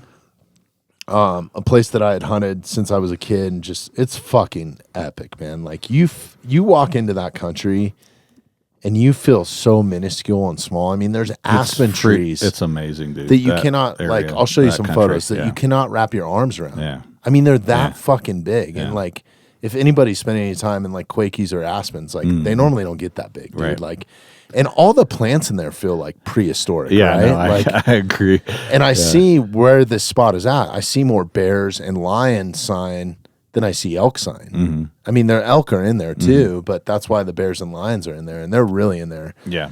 So I met this local couple that they were like living in Missouri or something, but born and raised right there, not a small town, not far from where the spot's at, right? Yeah. And we were talking about, they just pulled in. There was one campsite left, and they were like, "Do you mind if we camp here?" And I was like, "No, it's like a primo spot to go right out of camp into all kinds of just awesome places." And I was like, "No, absolutely not. I'm by myself." And I didn't think much of it, especially when I'm back there. I don't really make friends. Like, I kind of want to do my own thing. I don't want to help somebody else pack their elk unless they really need it. You know what I mean? I will, and I did. But but I was just kind of doing my own thing, and it's like the last thing I need is another hunting partner, you know. But these guys ended up being super cool. This dude named Eric and his wife, and I'm drawing a blank on his wife's name, but they listen to the podcast now. So anyways, it was, you know, we were coming back to the same spot a lot of times at night, or if I stayed out an extra night, I wouldn't see him for like 3 or 4 days. I'd come back and we were sharing, you know, like, what'd you see? Where'd you go? Right. And him being a local, like he'd been hunting up there since he was a kid. And he's like, dude, do you remember when the elk used to just run onto the 4-wheel drive trail and bugle? I was like, yeah, dude, that's exactly why I'm here right now. Yeah. And it's changed so much just from hunting pressure. Yeah, it's pressure. Yeah. The popularity and stuff. And you almost have to use people to your advantage. You do. Yeah. So anyways, I ended up hanging out with them. And he the night before this happened to me, he told me the story up there. And I think out of the 4 lions that I've seen in the state of Colorado, like being in the woods, out fly fishing, hunting, 3 of them have been in this spot. Like, so I know, Lion like heavy. you just know. You're right. You're right. Right. And especially when you start cow calling or calf calling, like you know that they're around. You know what I mean? Like they're coming into that like a fucking dinner bell. So anyways, Eric's telling me the story. He's like, yeah, man, it was this Sixth Sense story. He's like, I was up there, I was hunting, I was tucked into this oak brush.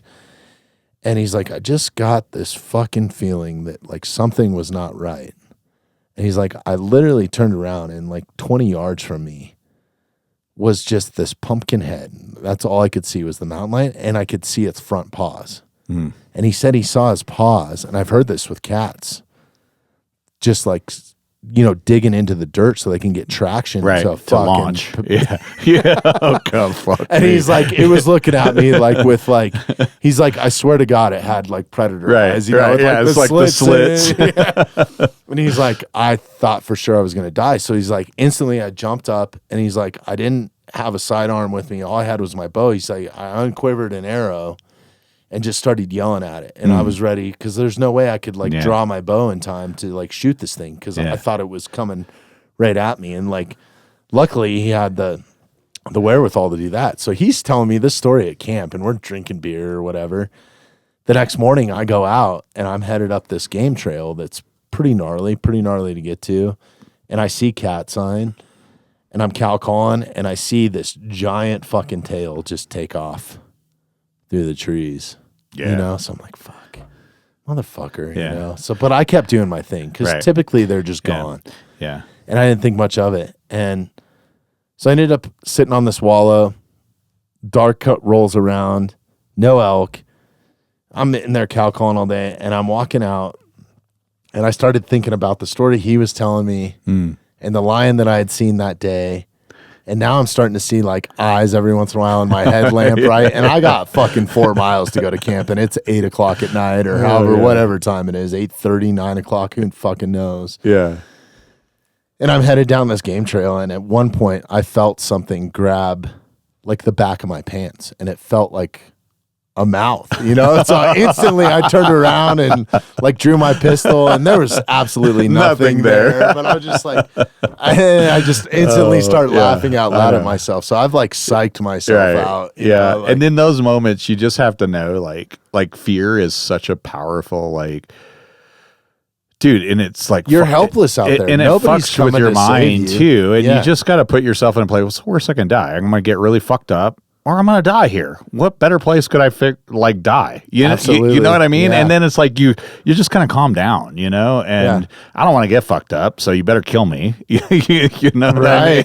You know what I mean? So like, I don't know. Yeah. Well, even like that cliff shot that we did today. Oh, I know. That's just a little bit of a pucker factor. Dude, I was puckering on that thing, it's dude. like, it's no joke. You slip a little bit, and you don't have, there's no room for error. No, and then you have to lean over with your bow. Like No, that was that's why you signed the insurance waiver. I know I signed. That's why I signed that shit off. Like, whoops, Jansen just died.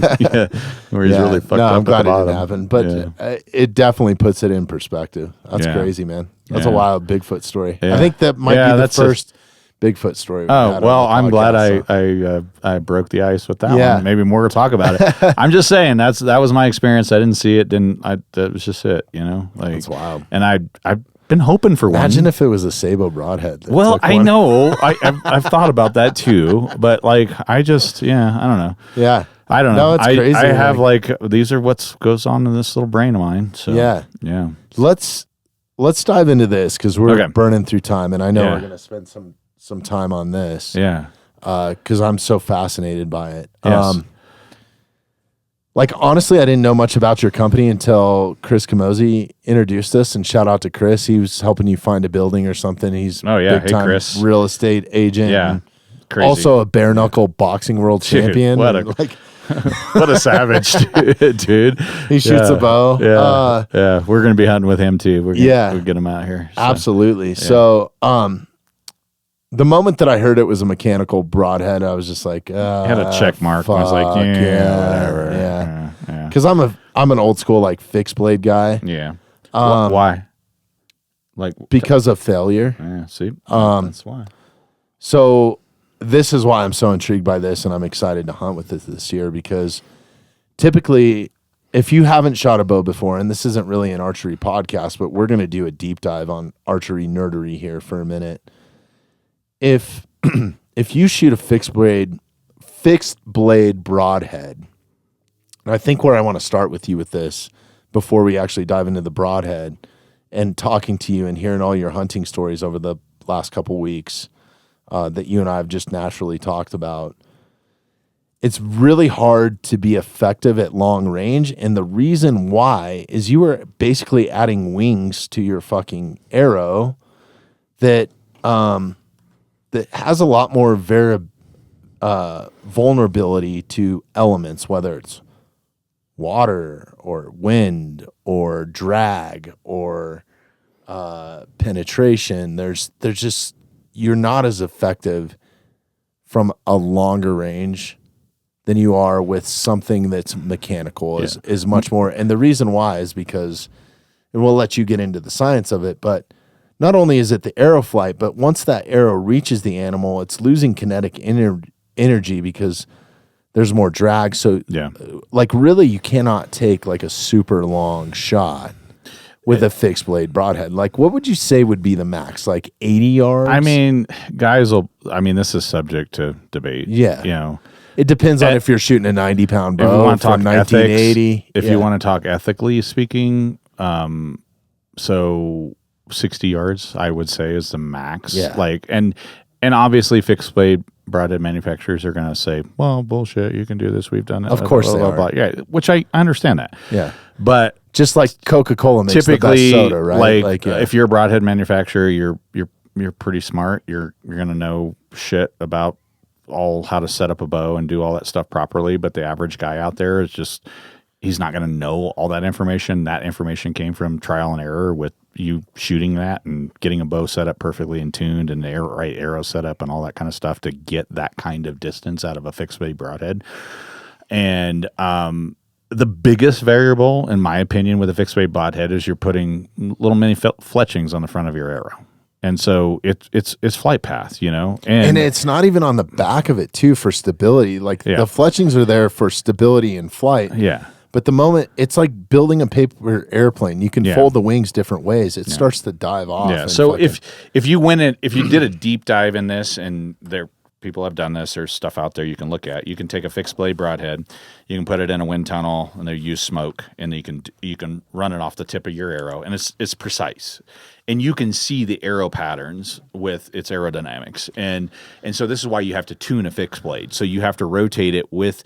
So basically, the front of your arrow broadhead, your broadhead is wind planing, and then your fletchings are correcting that, right? Mm-hmm. And so it's fighting airfoils and trajectory, you know, all those flows around it aerodynamically. And so that's why you guys will like use hot melt in your insert or whatever, and you heat it up, you twist it half a turn. Yeah, to match the quarter turn, or off fletching. And what you're doing in that space when you're tuning your fixed blade broadhead is you're offsetting the aerodynamics and the air flow around the shaft so that the fletchings of that arrow can actually be the thing that steers the broadhead.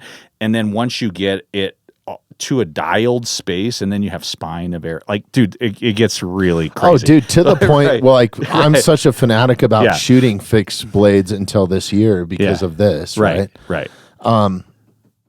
That's why I have a 50 grain insert. Yeah. Is to have a little bit more weight up front, so it's less forgiving. And that's also why I shoot 100 grain fixed blade broadhead. Right. That's also got some aerodynamic stuff to it. Like it's, you know, it's got some holes cut in it and stuff in the blade. So it's less to interrupt, drag. it's really to interrupt the airflow in regards to fletching, because this fletching is what controls your arrow. Like ultimately, it is the dominant factor of aerodynamics is your fletchings on your arrow, like not your broadhead. And your broadhead is interrupting what your fletchings are supposed to do, and so you have to balance that out. And that's why.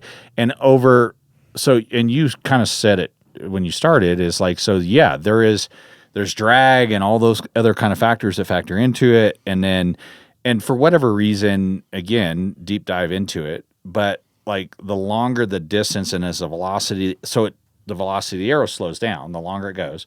And so then those effects of airfoil and flow around the shaft and controlling change because velocity is changing. Right. So then the arrow consistency changes too. So then like I tune an arrow, like you tune a fixed bed broadhead, like 50 yards and under. It's like boom, dialed in. All between 0 and 50 yards, I can put my pin on it and shoot. It's going to hit, right? It's not going to hit where my field points are. Most likely it doesn't. No, it always changes. It's always different, but it's going to hit in the same spot. Then you go about 50 and all of a sudden it's not hitting in the same spot. And you're like, what the fuck, you know? And then 60, 70, 80, and then it's even different. The velocity is changing enough to where now it's measurable on your arrow, right? Between 50 and arguably, and there's going to be engineers and people that argue, we're not shooting supersonic bullets, right? We're shooting subsonic arrows, okay? Human error between 50 and 0 and 50 outweighs the dynamics of the physics of it, right? Yes. And it's so crazy with archery what you're aiming through. You're looking through a peep that's the size of a fucking pea at the largest, right? Some guys shoot smaller if they can see well enough. Yeah. Then you have to line that up with your sight picture ring. Yep. Then there's a fucking level bubble for your first, second, third axis to make sure your contour of your ground, and then there's down angle, up angle. Yeah. I mean, there's so many crazy it's gotten very scientific, and there's guys that still go out there like Donnie Dust that throw primitive rocks, but a lot of that is instinctual, and I believe that there's some of that goes on with your mind. Oh, 100%. But there's also science in this. Like he knows if he makes this too heavy or this too much of a cut radius or this too serrated, it's going to have less penetration. I've seen the science of it in these bison experiments. There's real science behind that too. Like it's the same concept that primitive man was using. It's just turned into this, right? I mean, from this is so cool because this actually dawned on me like probably very, very recently is that this is Stone Age, you know? And Donnie Dust, Jansen have been a part from SABO Broadheads right here. This is history. And it's such I'm really humbled in a lot, hugely, because this kind of dawned on me. I mean, this has been around for as long as human history has been in play. Yeah. And I created a broadhead that revolutionized what this is from the Stone Age. 1,000%. So fucking cool. And it just blew my mind when I finally realized, when I've started killing animals with it. I've been killing animals with this for several seasons in our prototype development. But it's really kind of dawned on me last year. It's like, dude, I just made an arrow point that killed that animal. I created that. I made it. I perfected it. I engineered it. I designed that on something. I made an improvement on something that really hasn't changed for as long as human existence. It's still the same concept. Everything's changed around it. It's still a fucking stick that comes off of a string, bro. It is, but it's made out of fucking carbon fiber, it's crazy. And it really dawned on me, and it was humbling too.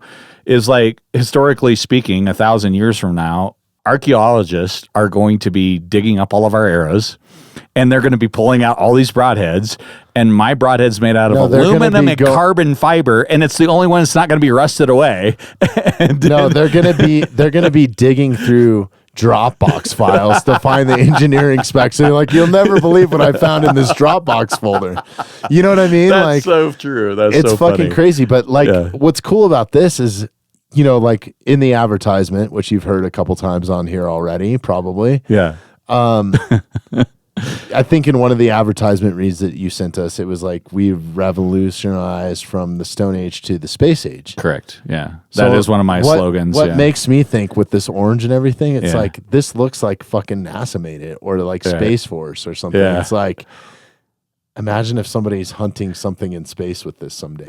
Like maybe this is the best it's design. An alien killer, yeah. Because this has been the best design up to 200 years ago. Right. Right? Like, maybe it went to steel at it went to 300 years ago. Yeah, it went to steel. Maybe longer. Yeah, probably a bit longer. But I mean, But to go from steel to this, like, it's fucking wild, dude. I know. Yeah. It's crazy. The history of archery is so fascinating to is. me. I can talk about it for fucking endless hours. But this, I want to talk about this because this is, but it's really cool, man. That's a fucking cool concept. I thought about that too with it.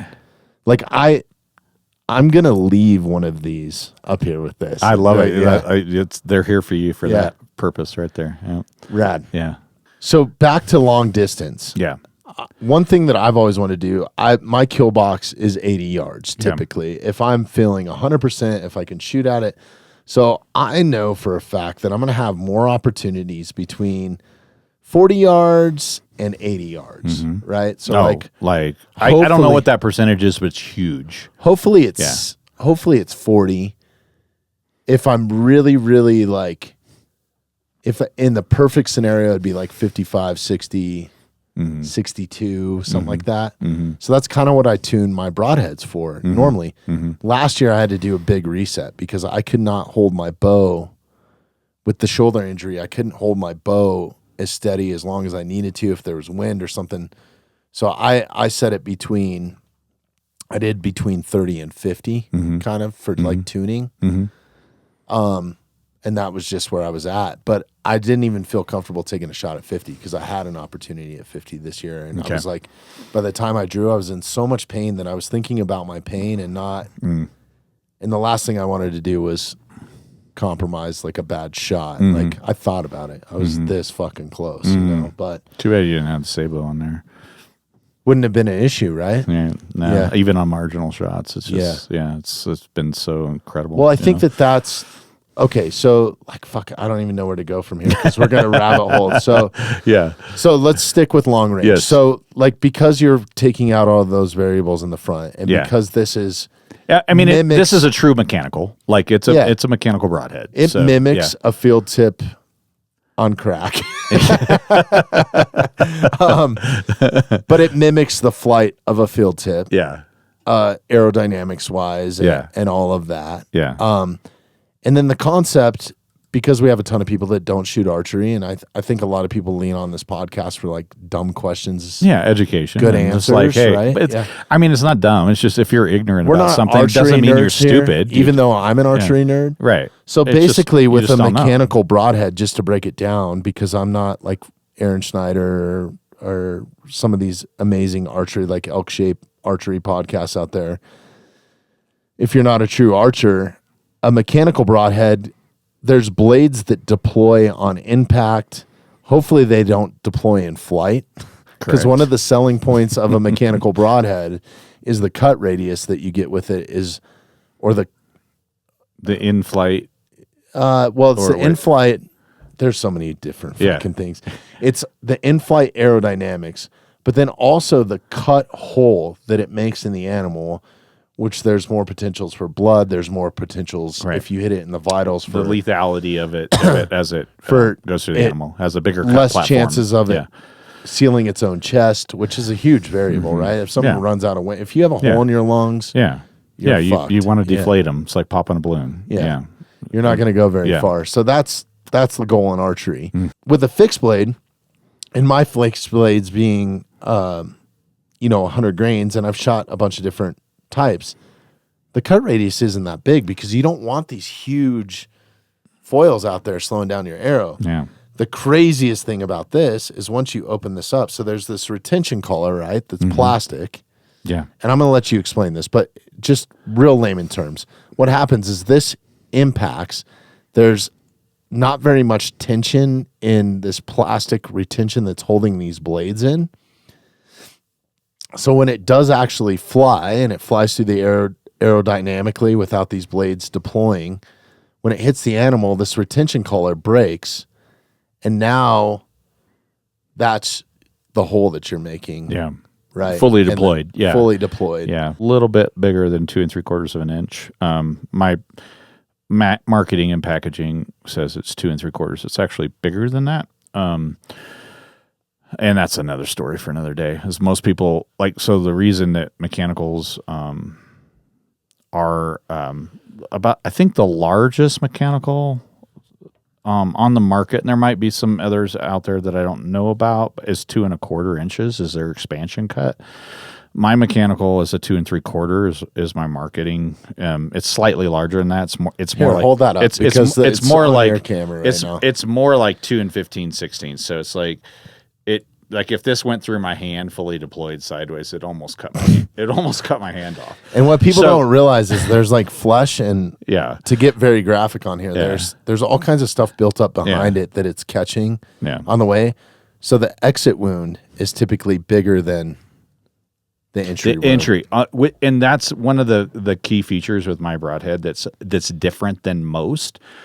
Not saying there's not some mechanicals out there that don't mimic this, but my broadhead doesn't fully deploy on impact. It basically it goes in and it deploys. Just break it down. Give us the 3-minute spiel. All right, so I'll give you the 1 minute 90-second. No, give me spiel. the 10-minute. It's pretty easy. Yeah, it's pretty. I got it down. So basically, you started it out. So basically, when it makes impact, so it flies in a true in-flight field point, target point accuracy. We shot some of those today in the broadhead. This is so awesome, by the way. I'm drinking whiskey and talking about broadheads. And the aerodynamics on this, even with mechanical, a lot of mechanical broadheads, they still don't. You don't have to tune your shit, but they'll hit differently. They'll hit in a group 2 inches right and a little bit high, or maybe. Let me caveat on this before you. The reason why I haven't shot a mechanical up until this year is the 2 times that I've hunt with them, I've had massive failure points to the point where I'm about ready. I've put myself in a position. I've worked really hard to get in this position. I'm ready to pull the trigger and kill, and I'm subconsciously thinking about what is going on with this broadhead, and that's the last thing I want to have in my mind, right? Yeah.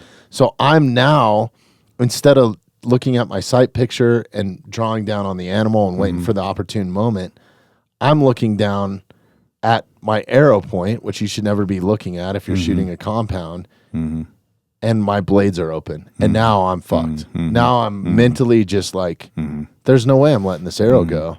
Yeah. So that's the problem that I've had with it, is just the ruggedness and the terrain that I go through. Yeah. They don't hold up in the quiver. They don't hold up. And this is, I'm going to tell you the most, and this is not marketed by other broadhead companies, and I don't know why. The most important thing in your entire archery setup, in my opinion, is your broadhead. Period. It is the thing that matters the most to finish the job that you just worked so hard to do. And how many hunters, and they're people listening to this that are hunters, are going to know exactly what I'm talking about. You don't even know what went wrong because you didn't recover the animal, right? You don't know. But this obviously should be your main marketing point. It is. And there's dollar signs going off in my brain. It's what I tell people. So the true. most important part of your entire setup should be your broadhead. 1,000%. I can take that freaking 85-pound, 90-pound bow that we shot. It's freaking 45 years old or 50 years old. Yeah. 45, dude. I'm only 45. With the XX75 aluminum arrows, and I can it doesn't. I'm bow manufacturer. This is why I'm not supposed to be the CEO of a company, because I'm gonna say the bow doesn't fucking matter. The arrows don't fucking matter. I could have taken that 50-year-old bow with those arrows and screwed this broadhead on it, gone and killed a deer. Absolutely. What is the failure of any of that platform? What is the one failure that could go wrong, whether it's a mechanical or whether it's a fixed blade? It's the fucking broadhead. Well, I think I'm going to argue something with you. It's the human first, right? Because it takes a human let's to say fire everything is perfect. Right. Okay? Mechanically, though. Like, let's say everything is perfect.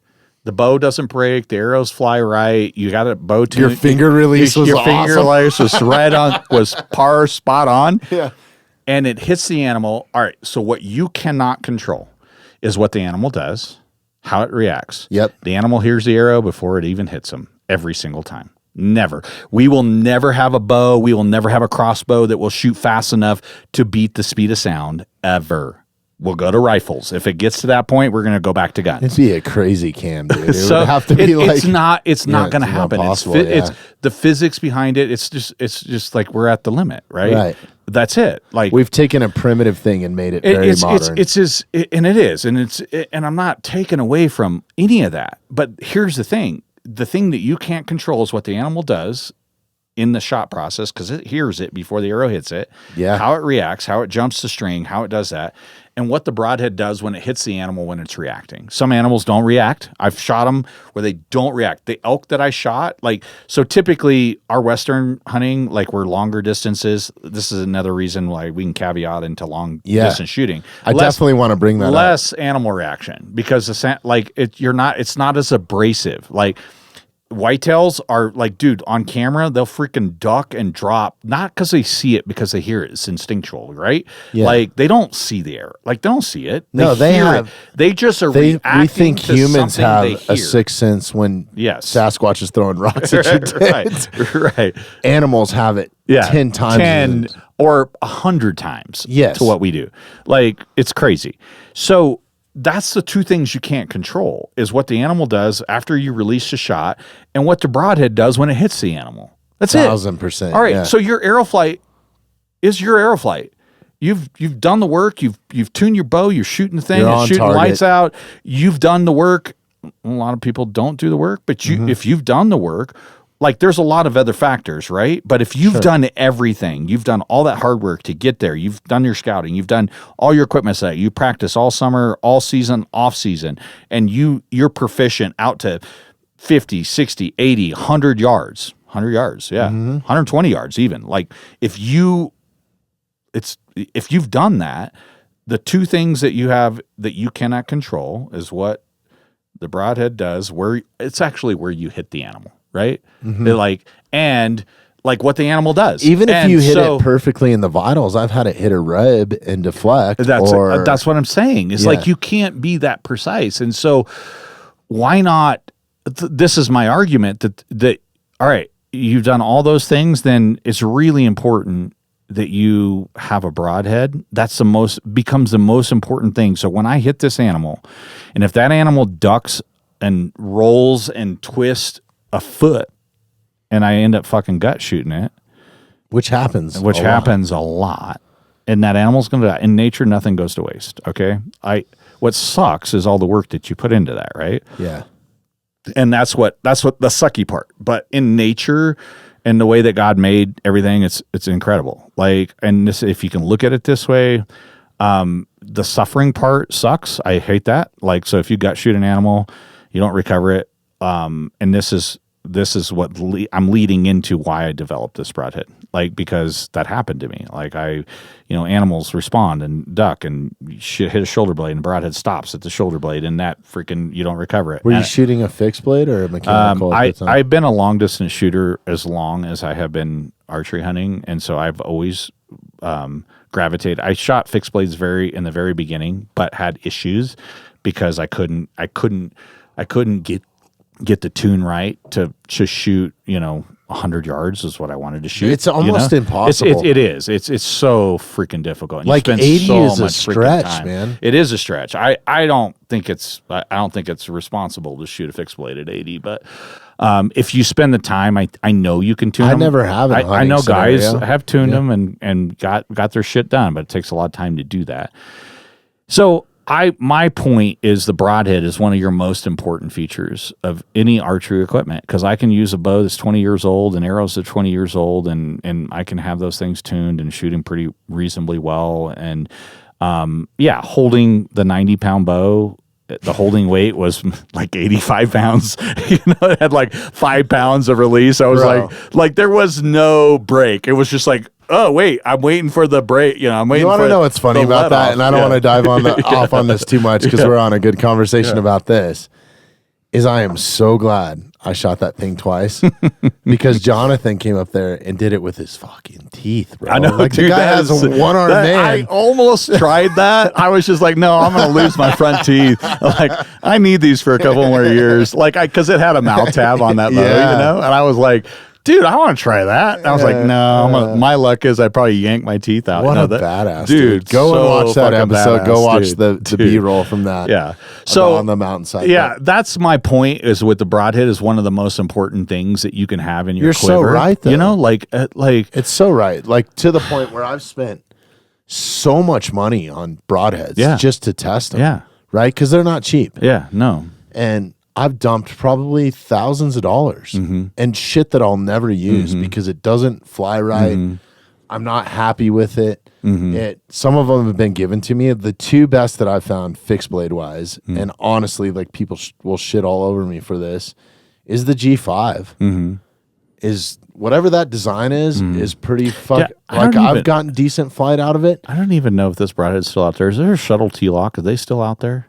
I don't know. So that was like way back. And shuttle T-lock was a fixed blade. I don't even know if they're still out there, but that broadhead, like you could tune it. It was a fixed blade. The only other fixed blade that I could get to shoot the same way, and I hate knocking this, but it wasn't the same as the G5 because it was a full blade.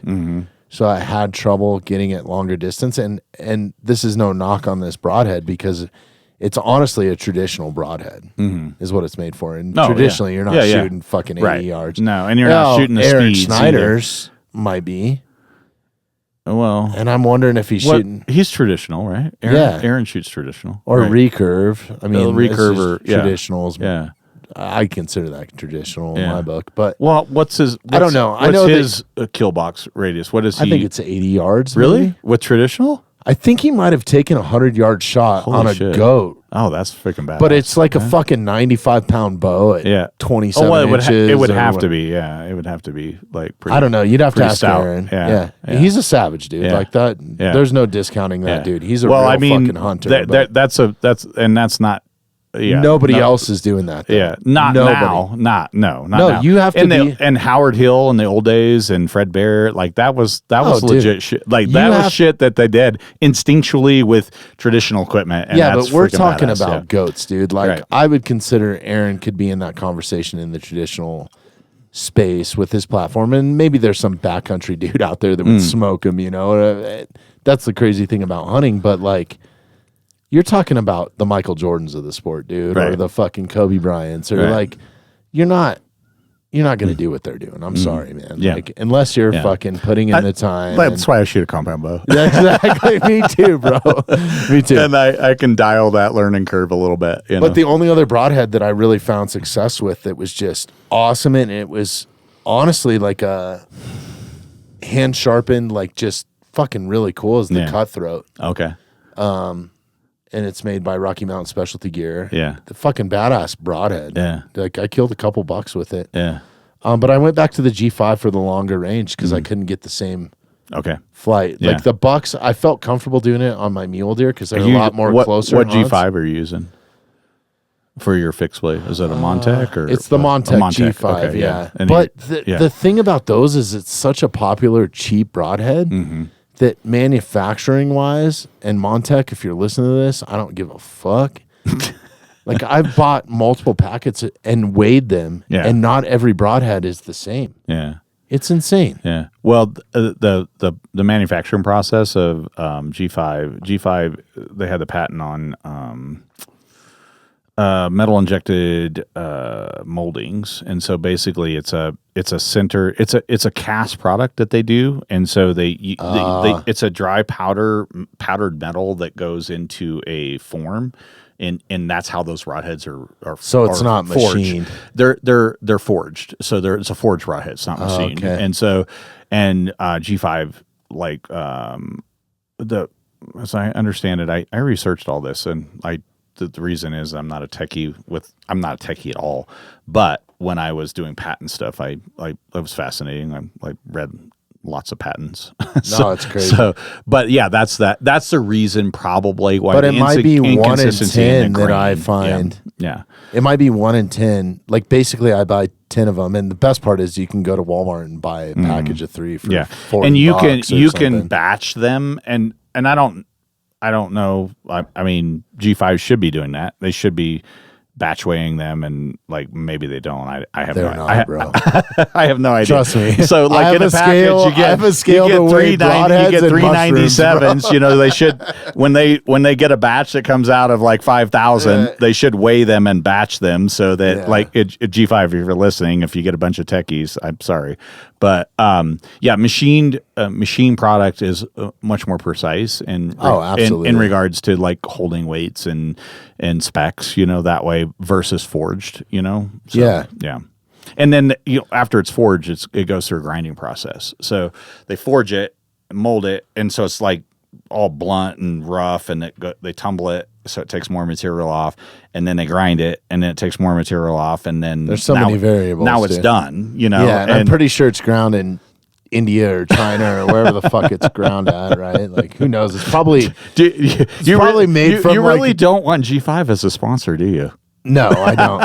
I shoot their broadheads, well, but I don't want them as a sponsor. SABO's my broadhead sponsor now. I love it. Yeah. And it's because I truly believe in this. Yeah. But anyways, I guess I've gotten those to fly the best, and I think it's the aerodynamic design behind it, and the way that like even the way 100%. That the blades are cut. It is, yeah. And my problem with shooting some of the other mechanical broadheads that I've had out there is I'm just too rough. I'm fucking very much a caveman, dude. Yeah. Like, you know, like I've fucking broke a bunch of arrows today. Yeah. Like shit happens to my quiver. Where I'm hunting is it's downfall, and it's like deep dark holes, like going into that canyon. Like dude, there's been times where I've fallen down a mud mountain, like just pissing down rain, and I've had to go back to base camp because I've had to literally clean out my cams, like I've used my toothbrush. Right. I was like, all right, well, fuck it. I guess I'm not brushing my teeth the rest of the week because I got to clean out these cams, right? I got to make sure my bow's good, and then I can sleep. Right. Like to the point where I had this Kydex open holster, and I carry that Glock 10 millimeter just as a sidearm. We talked about this earlier today for protection from people and other stuff. Yeah, right. Dude, it packed that gun barrel full of mud. Shit. So not only that, it was just like it was a fucking mess. So like absolutely. Can we I didn't ask you this before, but I need it. If you're not checking out the Mountainside podcast on YouTube, you absolutely should be. If you like the content that we create here and you want to help support the podcast, please take a moment, subscribe to us on YouTube, and hit that notification bell. Like, I wear my heart on my sleeve, and I tell my story, and I tell people, like, I'll tell you just like it is, whether it's to my fault or not. And if somebody wants to judge me for, I don't give a fuck. You know, and I appreciate that. And it's just like to somebody it matters. You know, somebody whatever I can glean or they can glean from my life and say, hey, this guy had all this shit happen to him, and this and this and this, and he still look at him. Yeah, you know, and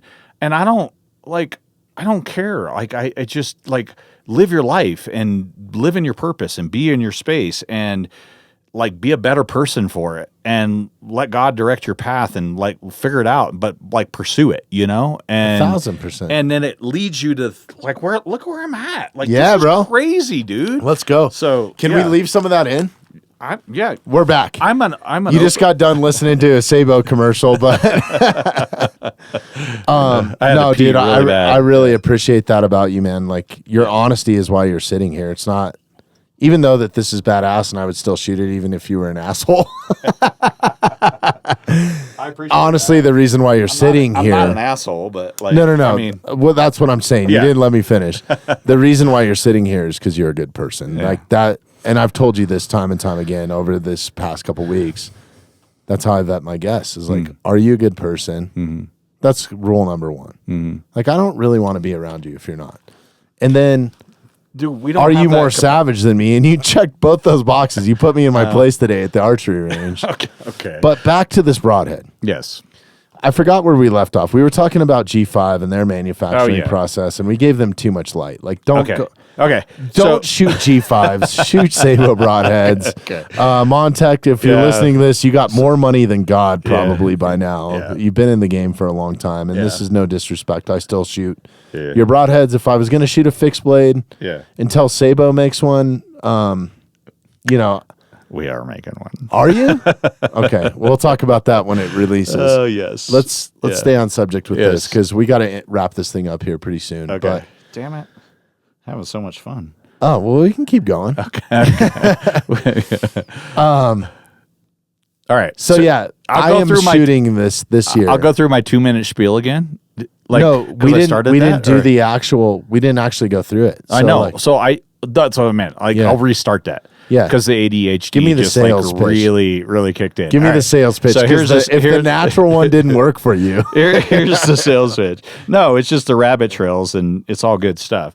So basically, the concept of me developing this broadhead, we talked about it just a little bit ago, about it being the most important thing. And I didn't set out to be a broadhead manufacturer ever and never dreamed of that in my life. But it was a necessity. So like I am a long range shooter, long distance shooter, always have been. I shoot the furthest kill I've had is 127 yards, like legit. And then I've rarely, like especially out west, I've rarely shot anything under 80 yards. Like like if my kill box is 100 yards, like if it's inside of 100 yards, conditionally speaking, wind, like I can have a clear path to get an arrow in there. Do you know how much more success I would have? Oh, you have like so many more opportunities. There's so many. Yeah. Wow. Okay. So, but I will preference that. Is that why you hunt at that range? Yeah. Yeah, the success rate is phenomenal. But will you train me this season? Yeah, I will. Okay. And being a professional archer, and this is what I'm going to preference, is like I can do that proficiently, and I can do it without question. Like because the namesayers will throw shade at you for being ethical and all this shit. Right? When you shoot 300,000 arrows a year. Like that was the most I ever shot in my competitive career. In practice, we did a count. It was like you kept track of it for the year. Yeah, I should do that. It was almost 300,000 arrows. My average right now, I don't shoot that much. This is why you need to develop that app that we were talking about. I shoot app. I shoot 100,000 arrows a year. Okay, in practice. Yeah. When you can shoot that. When you do that, you learn every ins and outs of your equipment. You know how to set up your shit. You know how to do that, right? And most professional archers shoot 100,000 arrows a year. Like if you're competing professionally, I am lightly competing professionally in the last 3 years, so I don't shoot near as much as I do. I don't have the time to do that. But when I was like full on professionally competing and rolling with the big guys, Levi Morgan and Dan McCarthy and all those guys. I mean, I shot every tournament with those guys, and I didn't beat them. They're fucking amazing. Like, yeah, I was never there.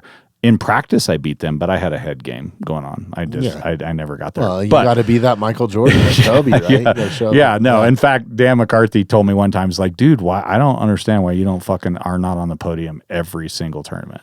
And I said, because I got demons in my head, dude. Like that's it. Like I don't see myself there until I can get there. Like that's a whole nother podcast. But so when you are proficient and you practice and you shoot, and it's not just practice for the sake of practice, it's practice with intention, right? You are first of all, it's set up. It's having your bow tuned, set up, adjusted, set for you. Everybody's draw length is different. Dude, there's nothing like archery. It's shot execution. It's like there's so much to it. And everybody's a little bit different. There isn't anything that's really cookie cutter. Like there's the basics, and there'll be people out there to argue, but I can tell you that Tim Gillingham is one of the most proficient, awarded professional archers out there. Like fucking loved him. And he has such a fucking it's retarded the way he executes his shot. He's a puncher, and that fucker like will literally go like that, and that fucker will like 12 ring the shit out of stuff. Yeah, so but if you can hold your bow perfectly straight and there's no kick when you like it's just crazy. So you can't argue with that, right? Yeah. That works for him. And that's what archery is. Like, well, it's the same with Cam Haynes. They pick him, he's a personal friend. They pick him apart. Oh, dude, he's a puncher too. Yeah. Like I watch him shoot. But look at the shit he kills and dude, the stuff he does. It's I know, and that's why you can this is what I'm gonna say, is there's a guidelines for archery, and then it's personally adapted. Like, go shoot your fucking shit and find out what makes you the best shot. And you're only going to do that by shooting a shit ton of arrows. And you're like, oh, that felt good. Oh, that felt good. 1,000%. Oh, that was, I want to duplicate that shot. And that's archery. When you can replicate the shot that felt good and execute it and hit good, when you can do that over and over and again, you become very good. I have an analogy for archery, and it's very much like I think about the pressure and the loneliness with it. And I'm going to, it's the free for, I can't say this word. Free for all? No, free throw line. Oh, okay. In a basketball court. Yeah. It is. Oh, yeah. It's like everybody's watching you. Yeah, right. All eyes are on you, especially in that competition. And you just drop it. And it's just you. And that's why guys' success rate is like 50% is good. Right. Right? Like, oh, you're phenomenal. Anybody that shoots 80% at that line is they're not human. Right. No, right. Exactly. And that's what I equate archery to. Like, there's a lot of like that shot sequence. So perfect execution. Yeah, exactly. So in that process, so that I'm just segueing. So when, I don't know, we got on a rabbit trail there a little bit, right? It's like, we're going to do that a lot. Let's go Denver Nuggets. Yeah. So, sorry. All right. So back to me developing the Broadhead, and what I have a very unique way of thinking. I figured this out. Before we go down this rabbit hole, we haven't done the 3-minute, like, how this thing actually works. Let's talk about that, and then we can get into the All right, so basically the key function with this was the development of the carbon fiber rod ferrule.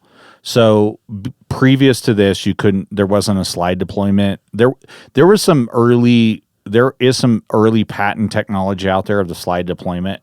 It was very similar to mine, but not. And it was done on an aluminum ferrule. And so the aluminum is not strong enough on impact. So basically, when you have a slide collar blade deployment, I had this idea about building a mechanical broadhead that functioned at long distances and that didn't have the inherent failure rates that other mechanical broadheads have. I'm sorry. I got a question for you. Because we're going down these rabbit holes. This could be a fucking 4-hour podcast. Most mechanicals part two. Yeah. Most mechanicals that I know or that I've shot before, the blade doesn't deploy like this. It opens up from this side. Correct. It's a front deploy, rear deploy. Yeah. Inside of some sort of fixtured design in the ferrule, right? So you have slots cut in the ferrule that the blade is fixtured to. It slides inside the ferrule, not externally on the ferrule, right? Got you. Yeah. So, and that's what is very specific to my patent too.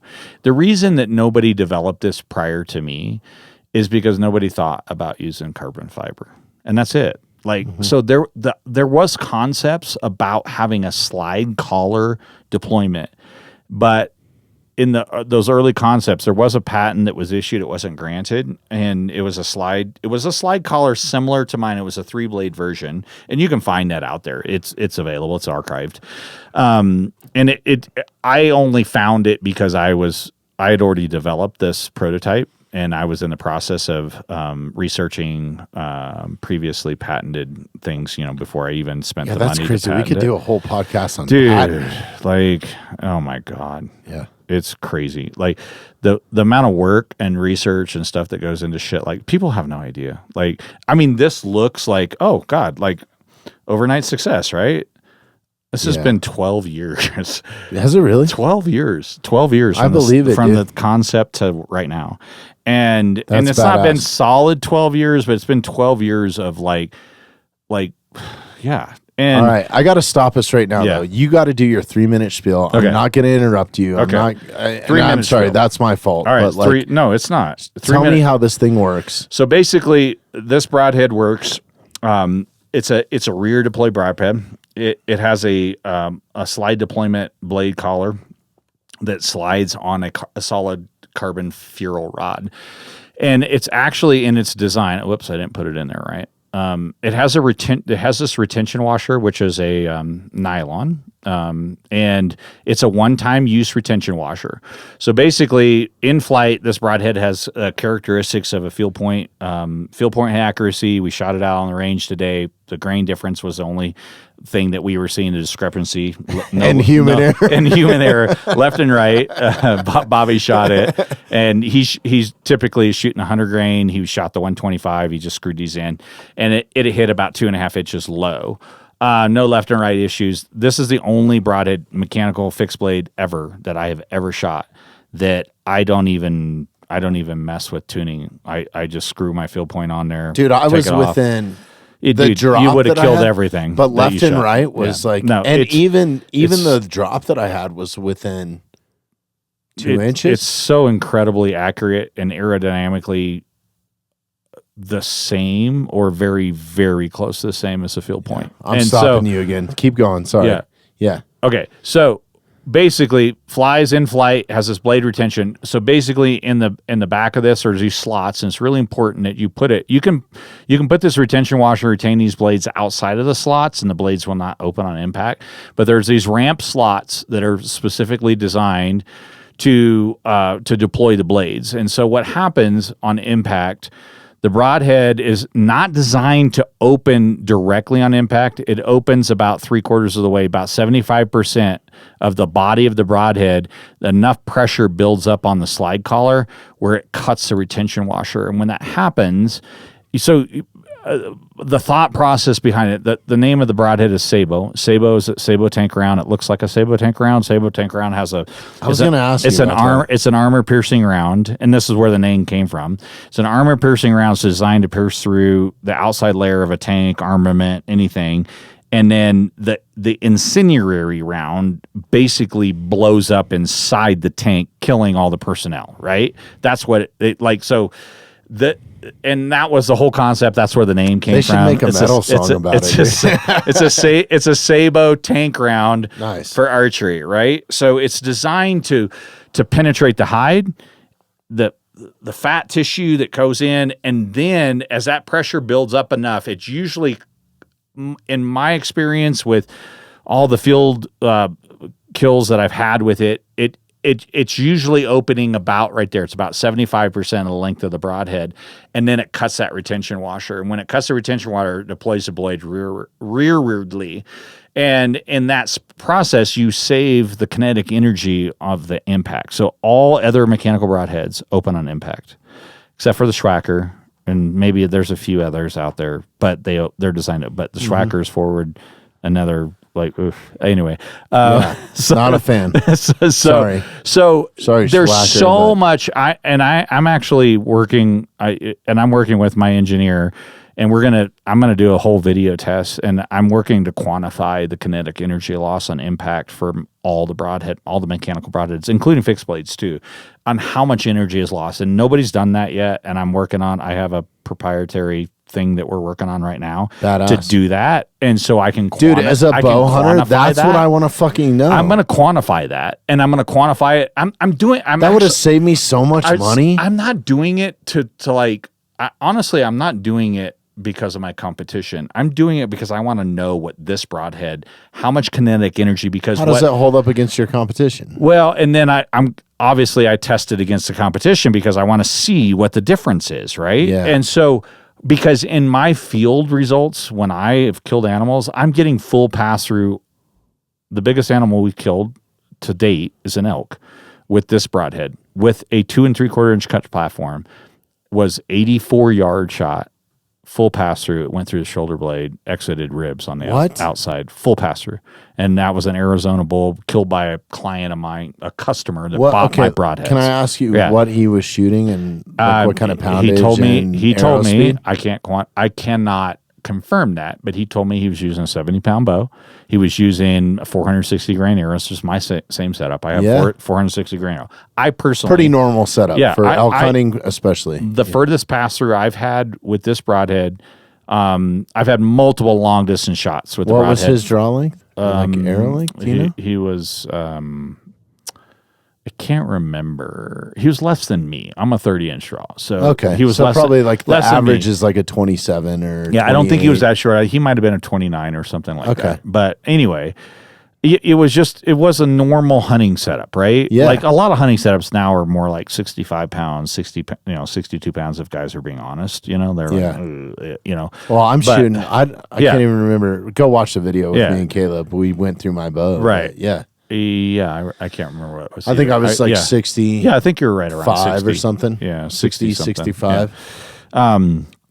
So the furthest, so I know like the kinetic energy retention that is through the shot process, through the shot impact with my design broadhead it's retaining more kinetic energy because I wanted to know why. So I developed this concept based on an idea that I had.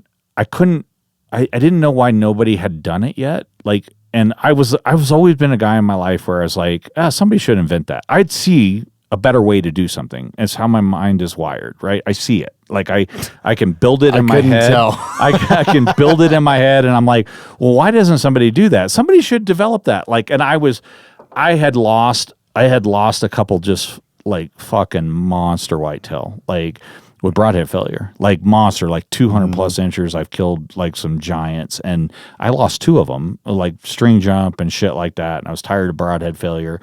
I shot an elk in Colorado. I was living in Illinois at the time. Shot an elk at like 84 yards with a Brand X broadhead. Can I mention what brand broadhead? I don't that was? care. Dude, you're my only broadhead It was a sponsor. Rage. You're dude. honestly my first Dude, it was hunting sponsor. It was a Rage broadhead, and a shout out to Rage, whatever that's worth. They revolutionized it was mechanical the stuff. closest broadhead that I had the least amount of failures with as a mechanical, Me and as so well. it's what I shot. Like, But I also had failures with it. I had tons of failures with it. I had blades open up in flight, and the arrow, does like a freaking figure 8 loop, So that- and like When I was talking about my draw on a sequence kill, and I gut shot an animal like that, and I fucking lost it, and and the arrow went you don't want any of that.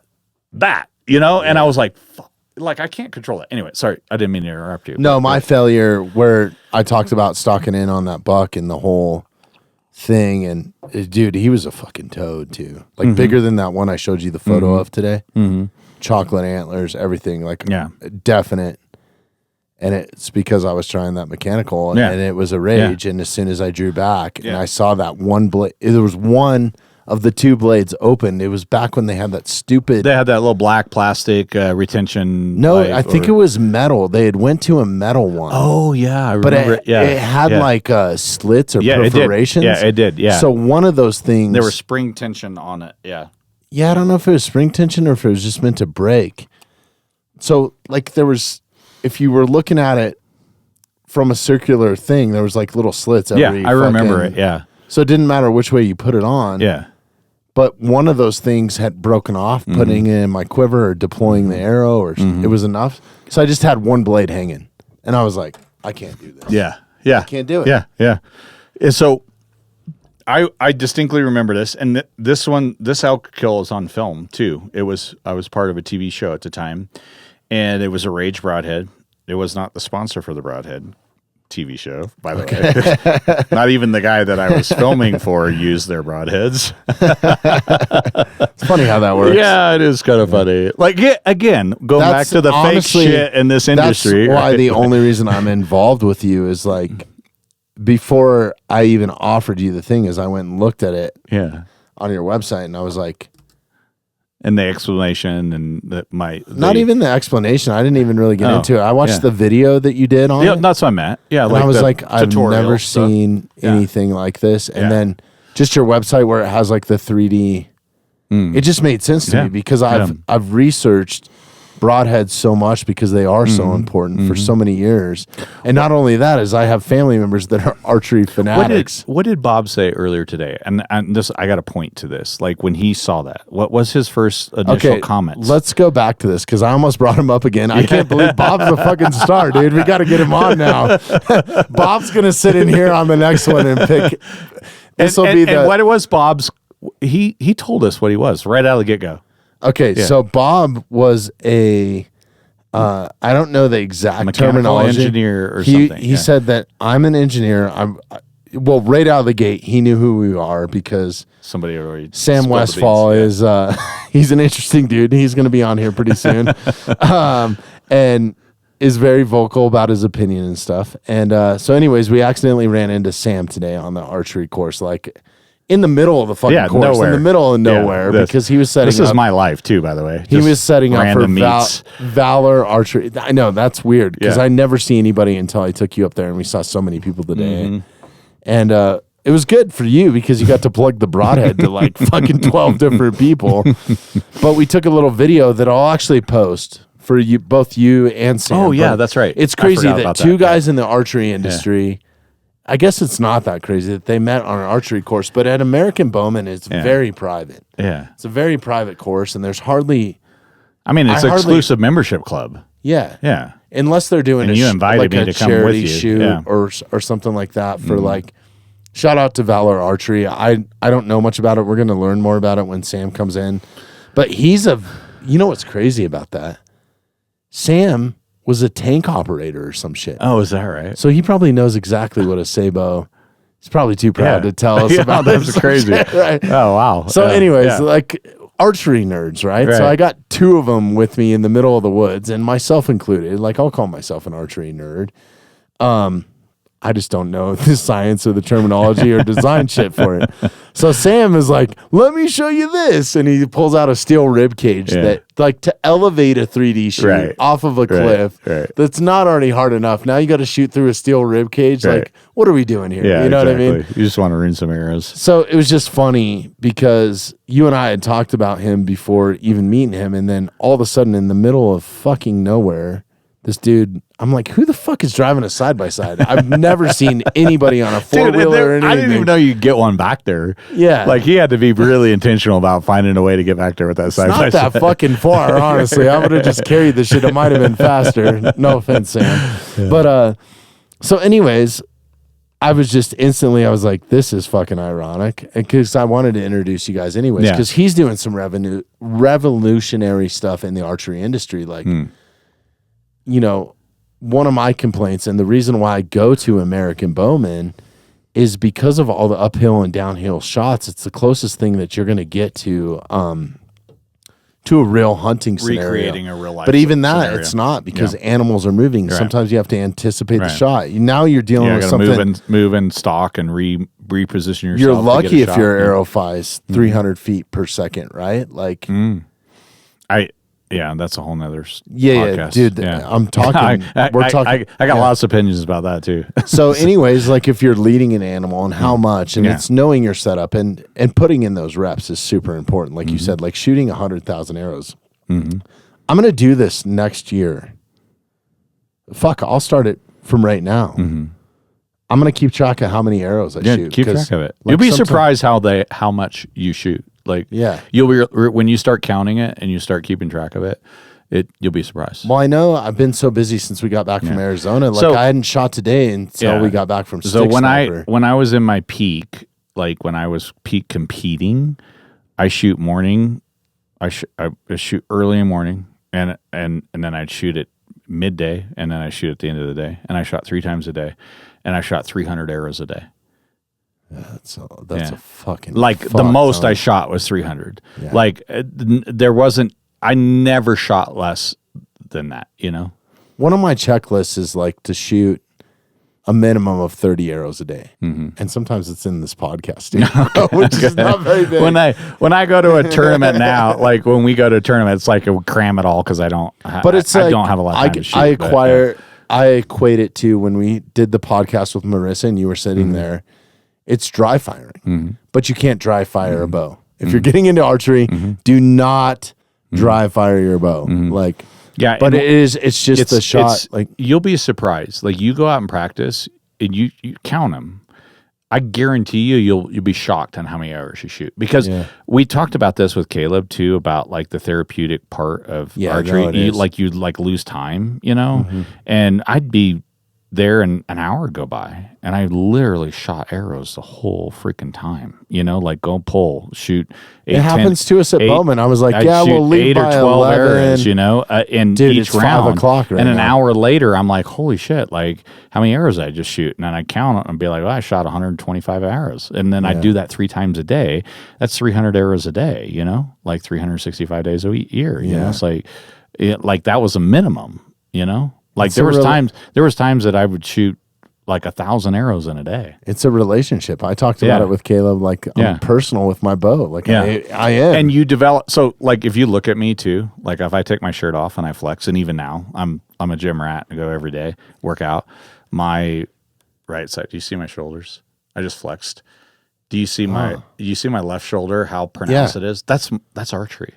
That's how, like, it will never go away. This side of my body, it's because it's all these, and then even my back muscles, like, have developed a very specific program, and it's crazy. Like, my shoulder muscles are, like, totally lopsided, and that's from shooting my bow. You just made me realize something. What? You just totally made me realize something. Okay. This is fucking revolutionary, bro. Awesome. Tell me. I love it. I saw the light go off. I've been going through the shoulder issue, right? Yeah. And like, it's weird. There's some weird correlations. I don't even want to go down this rabbit hole, but I heard, and this was an ex-girlfriend. Okay. But I heard at one point, if you're a caring person, and you're conscious of other people, your injuries happen on your left side of your body if you're right-handed, and vice versa. Because you're more concerned. I don't know.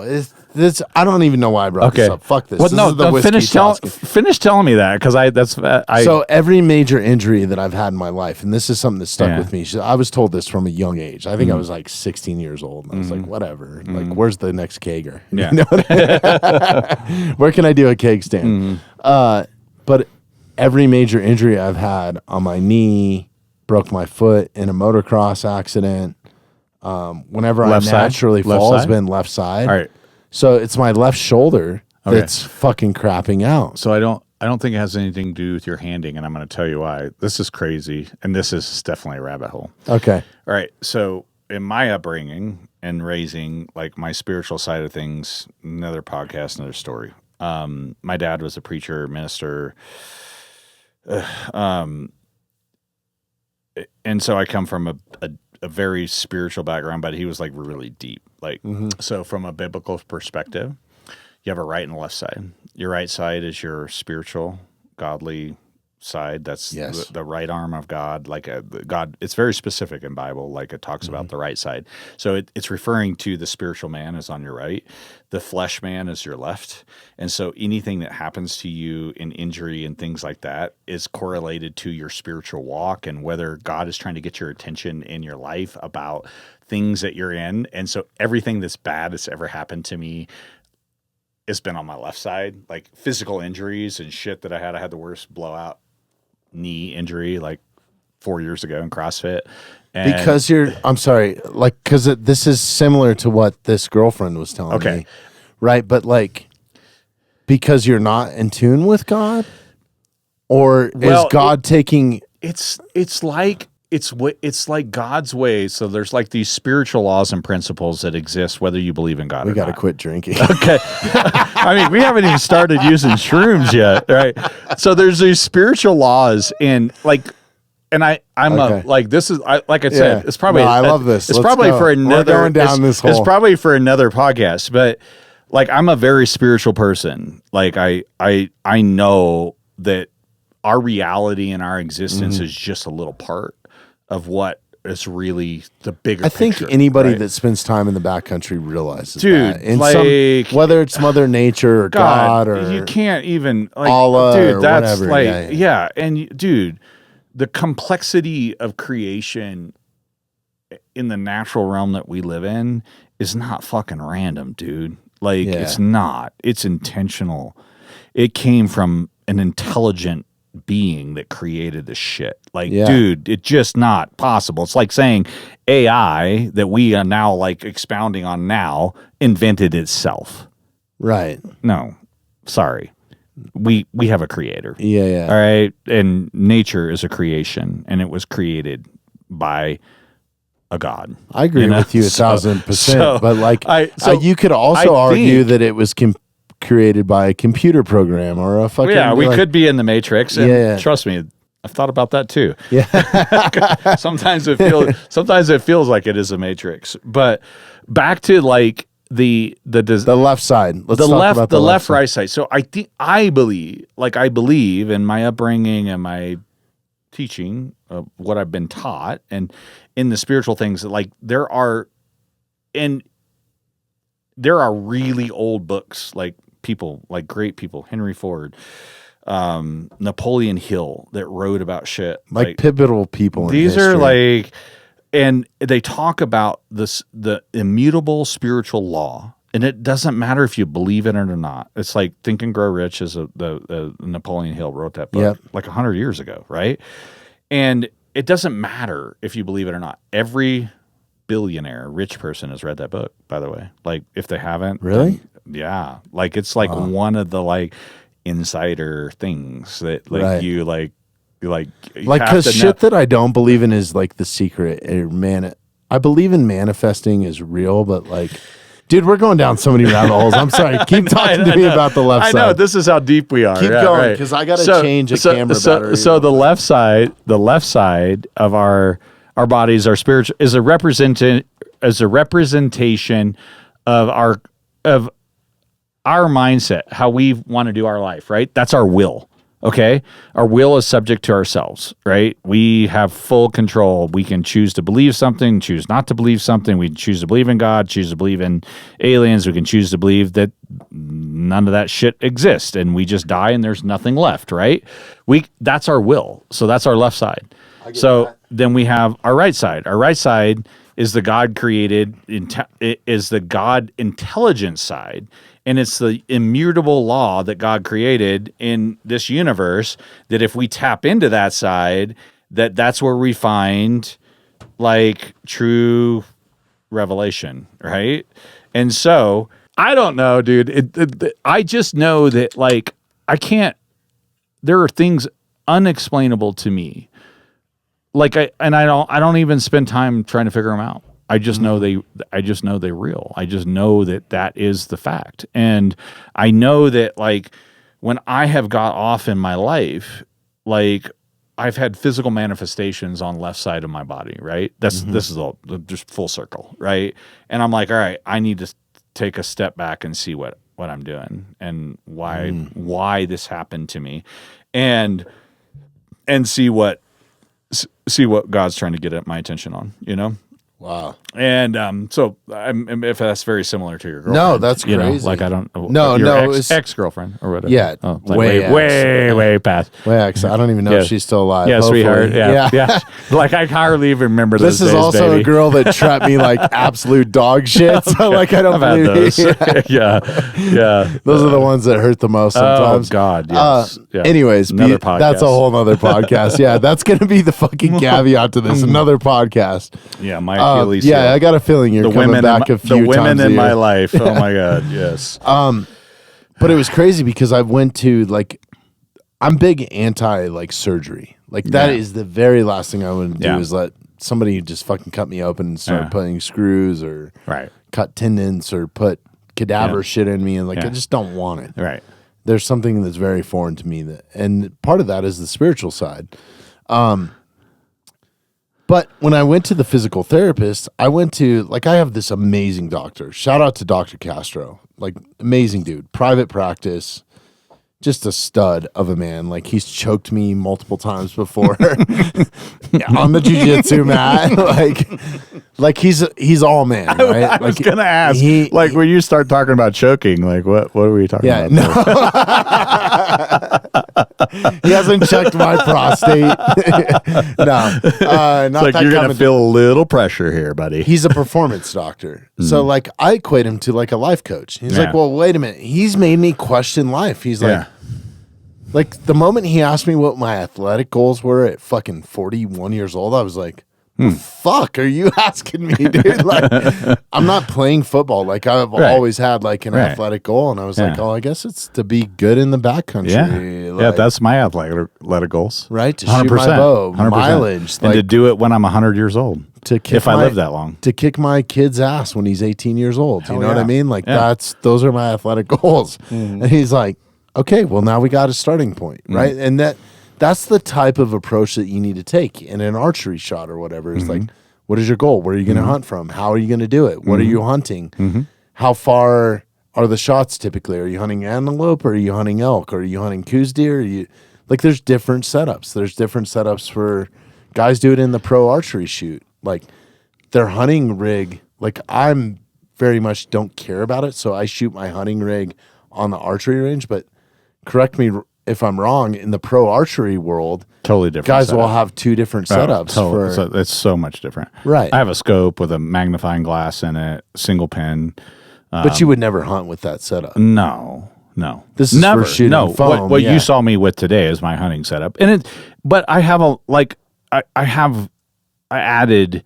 It's very much a competition rig because I got a 15-inch front bar and a 12-inch back bar stabilizer. Yeah. I have a fully dial ancient CBE custom built sight that I made, for. I was like, are you squirting juice into that thing or something? I thought you had some sort of special. I typically don't shoot a short axle bow. I don't shoot. These are, again, competition things that I brought over. So, like, the bow that I'm shooting, I shoot for Darton. Shout out to Darton.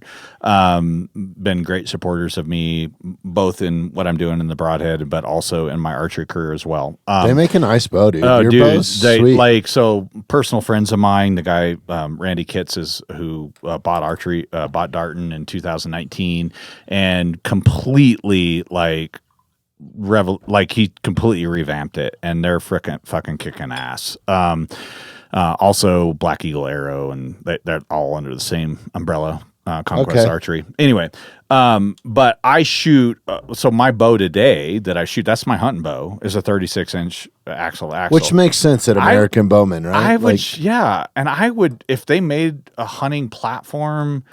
And this is God honest truth. I have literally set up competition bows that were 36 to 38 inches axle to axle and made them my hunting bows because the brace height and the axle is the most forgiving. So you get a brace height over 7 inches. Yes. And you get an axle over 35. That's my gripe with all the new bow manufacturers is they're doing these super low brace heights. So low brace height is speed. Yeah. So that gets you your speed. That's a marketing ploy, by the way. Is faster. That's a whole nother podcast. There's a reason why I shoot a 600 grain arrow. Yeah. So I'm typically my hunting setup is a 35-inch bow, at the minimum, or it could be a 38-inch. And it's not been past me to shoot a freaking full competition bow, and I spray paint it. I literally take my competition bow, spray paint it, camo, and put a shorter stabilizer on it and then put a quiver on it and go hunting with it. So that's and change the sight. I use a 5-pin sight or 4-pin sight with a dial adjuster on my 50 yards. So then I'm 20 to 50 with my 4 pins, and then I got a sight tape that goes out to 110. And that's that's how you do it? Yeah. So my 50 is my dial. So my sight. So you don't dial anything until you get to over 50. Over 50, then I dial. Really? And it just saves all that shit. Like you get anything under 50, like you don't have to worry about it. And then I dial from 50 to 110. Oh. And I think my sight tape on that bow right now was 110. I should do that with the 3-pin spot hog. Well, that's I how wonder I if do I it. could shoot a 3-pin. This is how I do it. I've gotten so used to shooting that single pin, but I have the double stack, so it's actually a 2-pin. Yeah, you know. But you would have to play with it and see what feels best. But again, this is archery. Like whatever feels the best to you, roll with it, dude. And a lot of it's a gut feeling and confidence, man. And then in the guidelines of setting it up. In the guidelines of your physical abilities, your physical draw length, your physical, all those things, like those are like guidelines. So set it up there, and then whatever you shoot best, and that's proved in your your practice, that's what you're going to find. Like, this is how I shoot best. And don't let anybody tell you anything different. Oh, no, fuck. I've learned that lesson, dude. Like, just go out there and fucking, because I can tell you, I can take you from one, this guy executes everything flawlessly on, like, you go to the highest archery coaches that you like, the most pristine recognized archery coach, and like you do full back tension. I have a combination. I have a back tension. I have a back tension trigger method that I use. And same for me. I've used it my entire life, and it's like I fucking kick ass. Well, this is what I loved about walking into Caleb's shop, and maybe we were different because I don't know, maybe because we were coming in there with the podcast, but I doubt it. Those guys are so fucking honest. No, they were they were legit. But don't, like, if you're just getting into shooting archery, don't fucking listen to the guy behind the pro shop counter every fucking time. Like, trust your gut, man. Like, that shit's real. Like, so you can take bits and pieces, but don't let him just take your bow back and start fucking tweaking it. So I have coached, and I do this for my people, right? I don't do this like people come into my shop. My shop has a 23-yard indoor archery range, and I have a full bow shop. Dude, you're a fucking shooter. I have a full bow shop in my shop. You you fucking smoked me today. And that bow's not even fucking set up. And you're not even set up. I know. Wait till it's set up. And you, right out of the gate, you were like, okay, so this is what me and my other friend do. I won't range anything. You range it. It's kind of like a mulligan. I was like, all right, sweet. Exactly I was like, I'm gonna beat him today. I was like, I might beat him. And dude, I had shit luck today. I got pulled over. I got a ticket. I got fucking, the restaurant I sent you to was closed. Like, I can't believe we're sitting here right now. Yeah, lightning hasn't struck the studio. We're finishing the day out. I hope the recording worked. Are we rolling? Yeah, we're still going. Looks like everything's going. Yeah, that's good. Yeah, we're only about 3 hour mark. Am I going back to like explaining this too? Because I got about a quarter way through it, and then let's circle back. Okay. We need to wrap this up, man. Okay. Because I don't want to wrap it up, but like this has been amazing. This has been an amazing afternoon hanging out with you and talking. You're going to be back more, dude. Like I have an idea, and I'm going to tell you about this off camera. Okay. But this is pretty badass. I love this. This is so much fun, dude. This is the best thing. fun. It's why I keep doing it. It's why I've done it for 5 years. It's why I punish myself behind the editing and all that shit. No, dude, it's like, this is the funnest part. All right, so I think I left off on the penetration part of this. If you're still listening to this podcast after 3 hours of us drinking whiskey, now we're going to get into engineering. Maybe we could do a part 1 or part 2. I don't know. Here's what we'll do. You explained it beautifully today in the field, and I took an amazing video. My videography was great. So I'm going to come back. Like, no, we'll release that. Yeah. But explain it on here. If people are still listening, they want to know how this works. So basically, the deployment of the blades and huge part of the kinetic energy retention that we want, and my design, the whole idea was to retain as much kinetic energy on impact and deploy the blades where we don't lose that energy as it hits the animal. So an entry hole is worthless. Like, people are, oh, you want a good blood trail, blah, blah, blah, blah. Well, with my broadhead, you don't have to have a blood trail. You're going to watch the animal die in your eyesight. Like, it cuts such a massive hole. That being said, it literally, and you'll share them. I'll send you a bunch of pictures of exit holes. It's a hole. It's a hole that your hand can fit in. It's so massive. Let's go. And so the kinetic energy retention was my biggest thing with, like, designing this broadhead. I wanted a broadhead that was so efficient because, like, on impact, at best, if you're shooting huge poundage bow, if you're shooting an 80-pound bow with a freaking 600 grain arrow, you got 100 pounds of kinetic energy on impact at under 50 yards, right? And you're lucky if you get that, right? That's not nothing. A bullet hits at 1,000 pounds of kinetic energy, depending on the bullet, right? Anywhere from 800 to 1,200 pounds of kinetic energy. It's like, it's. And so what happens at the deployment is you lose so much momentum in the arrow and the deployment of the blades just to deploy it, just to cut through the hide. And if you, like, you don't take my word for it. Take a deer, take your broadhead, undeployed, fully deployed, whatever broadhead you're using after a deer you kill, put it on the end of your ear and try to shove it through the deer. How much I will challenge you. You will not be able to push that through the deer. No, not like a point like this. No, you won't be able. You physically will not have enough strength to push that through a rib cage of a deer. Push it through the hide. Push it to cut. You might cut through the hide. You might cut through the thing, but you're going to stop at the rib cage. That's how much kinetic energy is lost on impact, right? Yeah. So the development of this was impact, minimizing the impact, maximizing the interior destruction, and then trying to figure out what the biggest cutting platform, because the bigger the cutting platform, the more lethal it is. It's popping a balloon. So when we punch a little hole in it, how long does it take the air to leave a little hole? The bigger the hole, the quicker the air leaves. When you go through rib in, you go through lung in, lung out, you do a perfect shot, you get a perfect broadside shot. That's why you want that double lung. The animal loses air. The more instantaneous that is, the quicker that animal's done. And it's not, they don't die. I mean, they die quicker, but they pass out. Okay. So it's blood pressure loss and air pressure loss. So they pass out. So if we have a traumatic injury that happens to us, you're supposed to tourniquet. What happens after 30 seconds, whatever, you fucking pass out. You're done. If you can tourniquet it and stop that blood loss, you live. If you can't, we just talked to Caleb about this, right? If you can get that tourniquet on and stop that, you live. It's the same.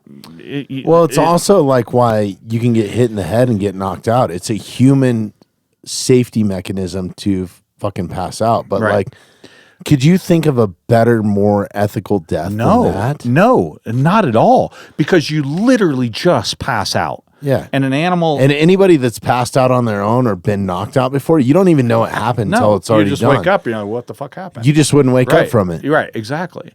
And so I mean, this is the concept that I had. And I was so I thought, and and maybe I'll have to find them. I don't know if I have the original drawings of this. It's not very much different. Oh, really? It's not very much different. Did you hand draw it? Yeah, I hand drew this originally in the concept. And I have those someplace, and I'll find them. But don't fuck you, dude. Here's what we need to do. If you're not gonna do it, I'm gonna do it for you. You need to give those to me. Mm-hmm. I'm not gonna steal your patent or anything. You can't. It's the most comprehensively awarded broadhead patent ever. No, you need to fucking frame those. And put them up. I have. I can tell you time, date, and exactly where it was when I drew this. I was in a dude's office. Strip club. No, it wasn't a strip club. I was that's a story. That's another dude. I got a lot of stories, by the way. I know you do. That guy and I are not he's not a friend of mine anymore. But I was in his office, and it's just it's life and how things go. You know? And it's just you got to surround yourself with the right people. And but I anyway. So my idea was all right. The entry hole doesn't matter. What happens inside and what happens on the exit is what matters, right? I don't care if it exits. I don't care what the exit hole looks like. I want to know what it does inside. And again, this is the name is SABO. SABO. It's a SABO tank round. SABO Broadheads is it actually looks like a tank round. When you look at the sleeve, because a armor penetrating round has a sleeve around it, so when it hits the armament, the sleeve is what essentially melts. I got to stop you here for a minute. We got to go back because you missed some key points. Okay. And probably the most intriguing thing to me to this broadhead is you talked about the entry and not losing kinetic entry. Mm-hmm. But what happens inside of that hide, sinew, tendons when it actually gets into the flesh and the whole design behind the slide mechanism and how this works up and down through a body. So basically through a cavity. Yeah, so basically what happens is it penetrates and somewhere between the collar and the base of the broadhead, depends on the density of the animal and where you hit it. There's so many dynamics in live tissue. You can't replicate them all. You can't. You can't. You just can't. So you can just do the best you can with what you know, right? And in an average, kind of scenario. So somewhere between the back of the slide collar and the base of the broadhead is when that starts. When enough pressure builds up on the slide collar. So basically, I call this the pilot point. So this is a pilot. It's a little mini broadhead. So that little mini broadhead. So this collar is 0.50, so it's a half an inch. This the broadhead point is 0.40, so it's slightly smaller than the collar. So is that just the tip? That's just the tip. Just the tip. Sorry, dude. just the tip. Yeah. All right, I like it.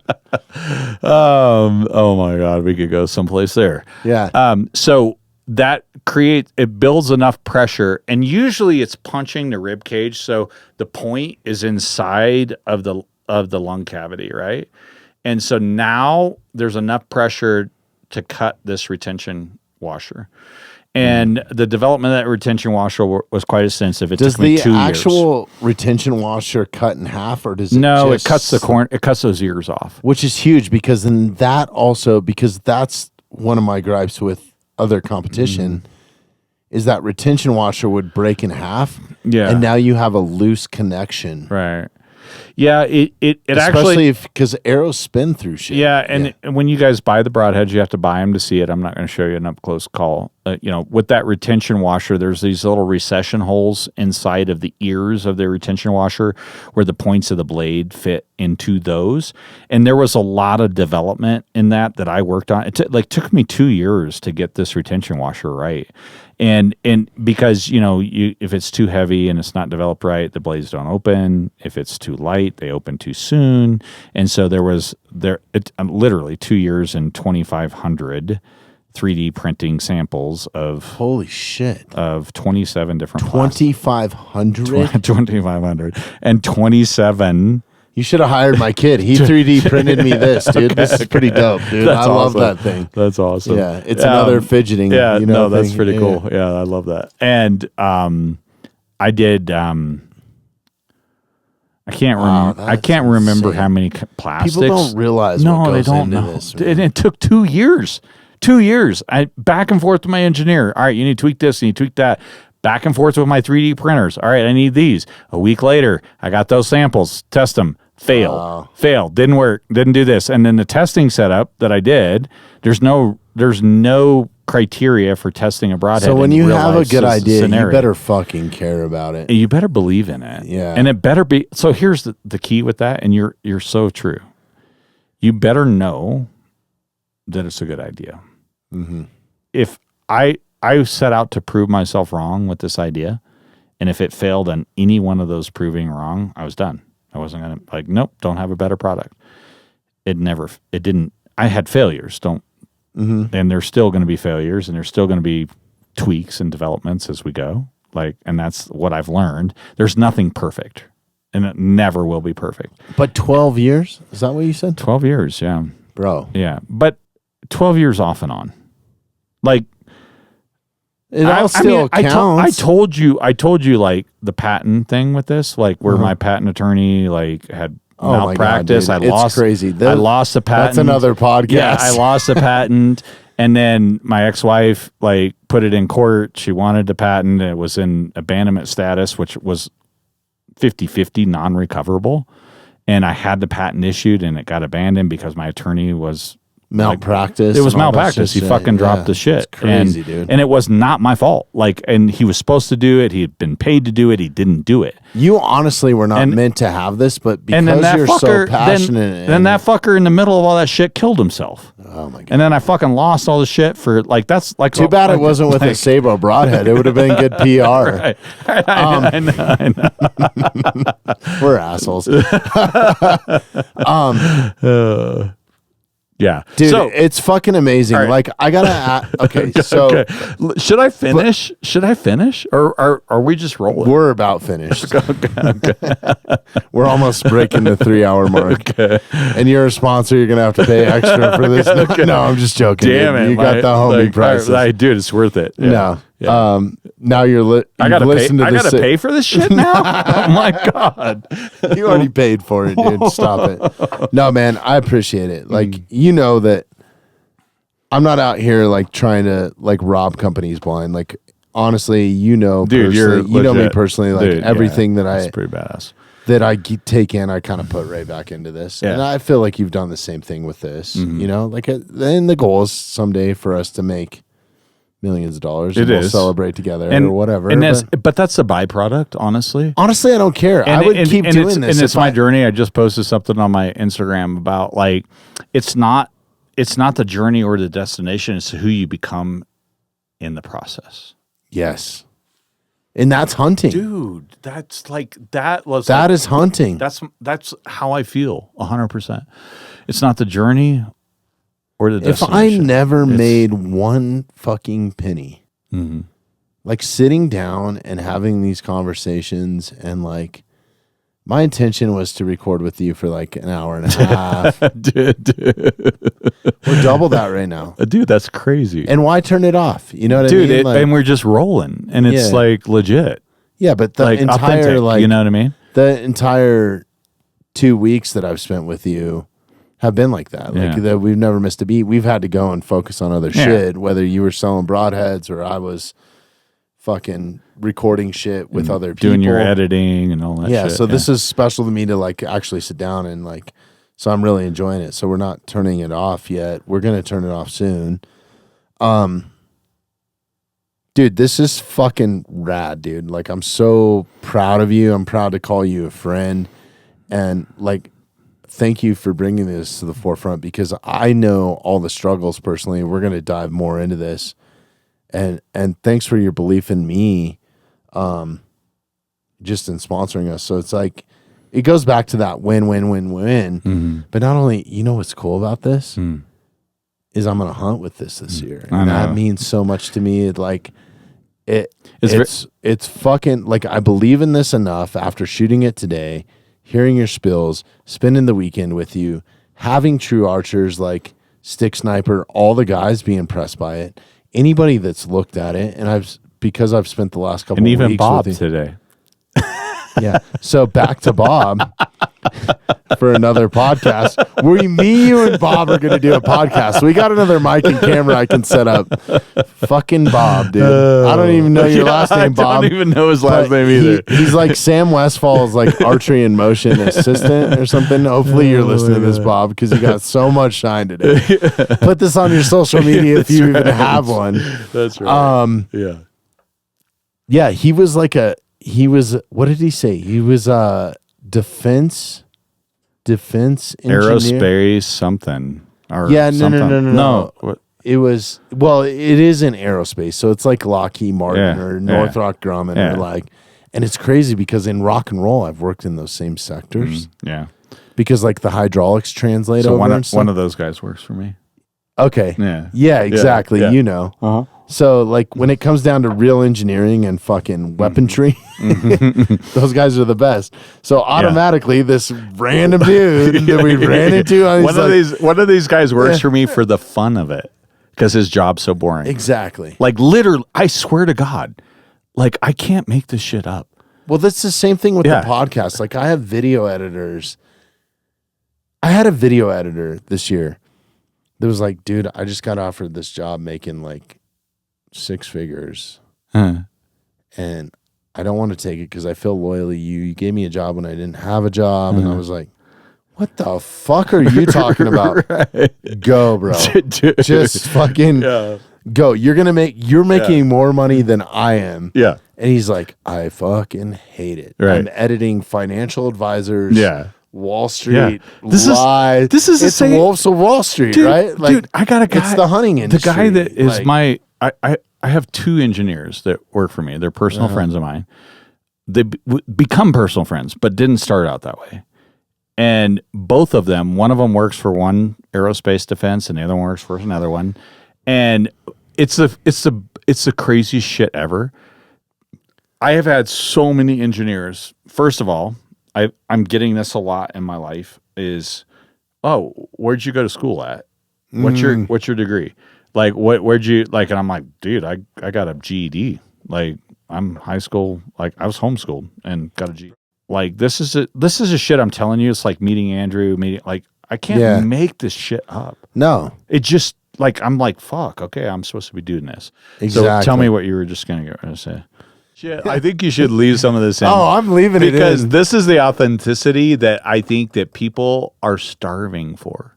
Absolutely. Dude, like I want to leave my missed shot. This is why like Rogan is so successful. He's so authentic. Like today, and with the people he has on him, like when we were doing the SABO like little deal, I want to leave that fucking where I bounce the arrow off the top of the goddamn fucking broadhead box. I want you to, because it goes down. We're talking about science and fucking engineering. And some dumbass set a sight 20 yards off. 20 yards off. Right.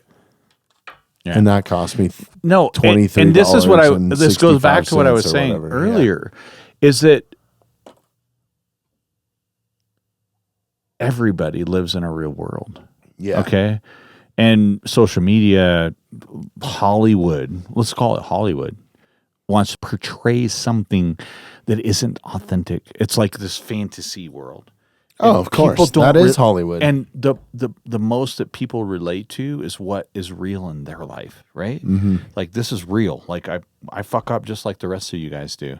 But the difference is I fucking admit it, and I'm like, all right, let's make adjustments. And that's why I leave everything in unless it's a clandestine thing. Like we've gotten redaction letters from like the government and stuff like that. One of the challenges I'll tell you to do with any other broadhead is do this, right? Like this? Just like this. Just drop it. But yeah.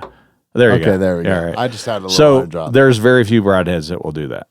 Just by like lightly, and that's the point. That's how steep that point is and all that. All right. I'm gonna finish this. So all right, so you can edit this back. You can clip all this together. So the broadhead opens. No, I'm not, dude. We don't edit start to stop. So like, if you're still listening to this and wondering about the broadhead, I hope to God so basically you went to SABO's website after one of the broadhead, 3 ads. Because I spend like this literally takes me 90 seconds. This is not a good sales pitch for this fucking broadhead, dude. Oh my God, this is so great. If you're still listening, we're still having a good time. So I hope you're drinking. Like there's several more features to this that are like, and mind you, I'm not going to claim that I thought. So this is the truth of it. I thought about the slide blade deployment technology. I thought about the kinetic energy retention in the arrow, but everything else that this broadhead became, I didn't think about. Like it just was there in the concept. Divine intervention. And I discovered it as I began to develop it. So I thought about the retention energy, basically slide collar. That was the idea that came to me. Mm-hmm. And I just roll with it. So I can't even take credit for that. But so when this broadhead basically deploys, it deploys inside. And so a couple of things.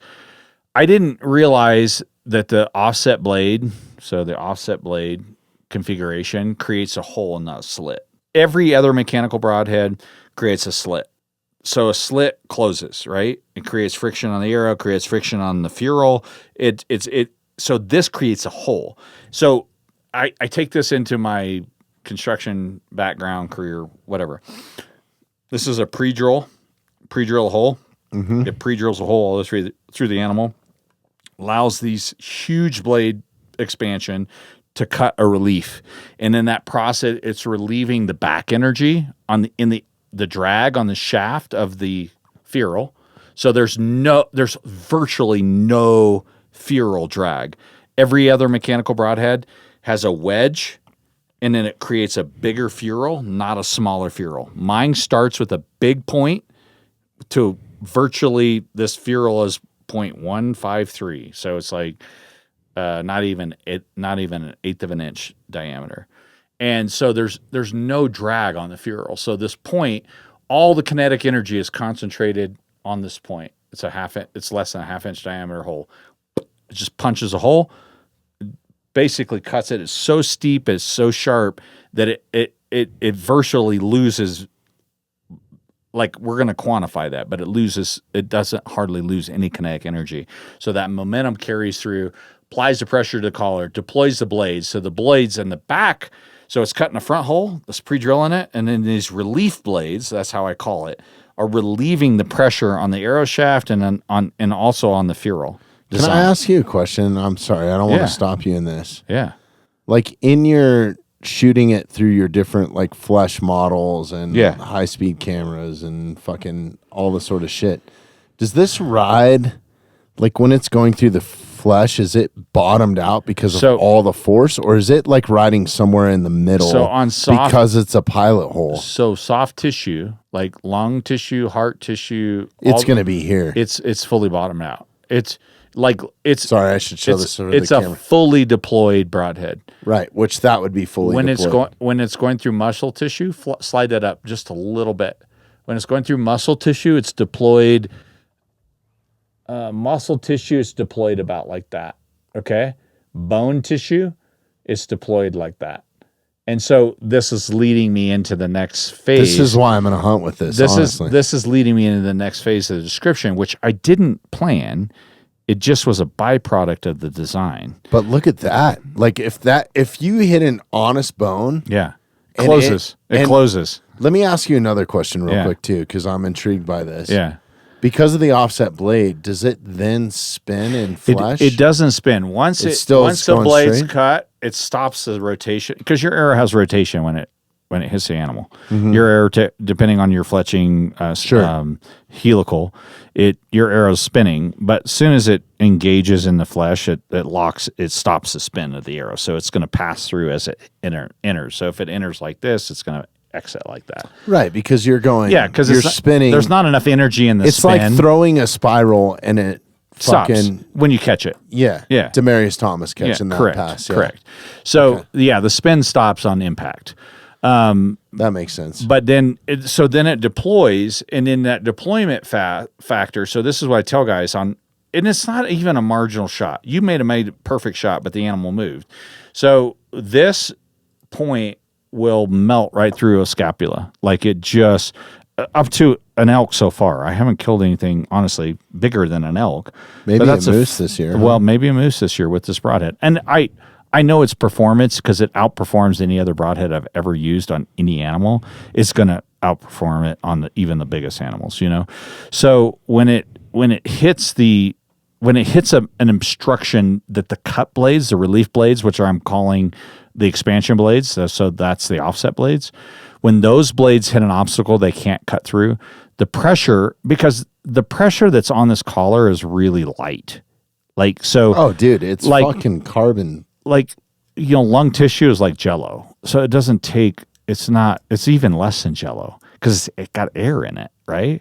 It's a fucking balloon. Yeah, it's so light and there's so little resistance in it. So that's what it does. There's not a lot of resistance on this collar to deploy it.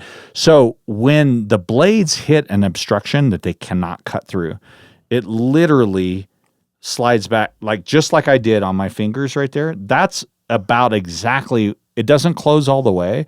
It closes mostly, passes around the obstruction, and when it equalizes the pressure on that collar, which would be like a rib bone, it re-expands. So basically, the broadhead, when it hit obstructions in the animal, closes, opens, closes, opens, closes, opens as it goes through the animal, retaining all the kinetic energy in your arrow. And so that allows it to cut the maximum in the soft tissue, which is your organs.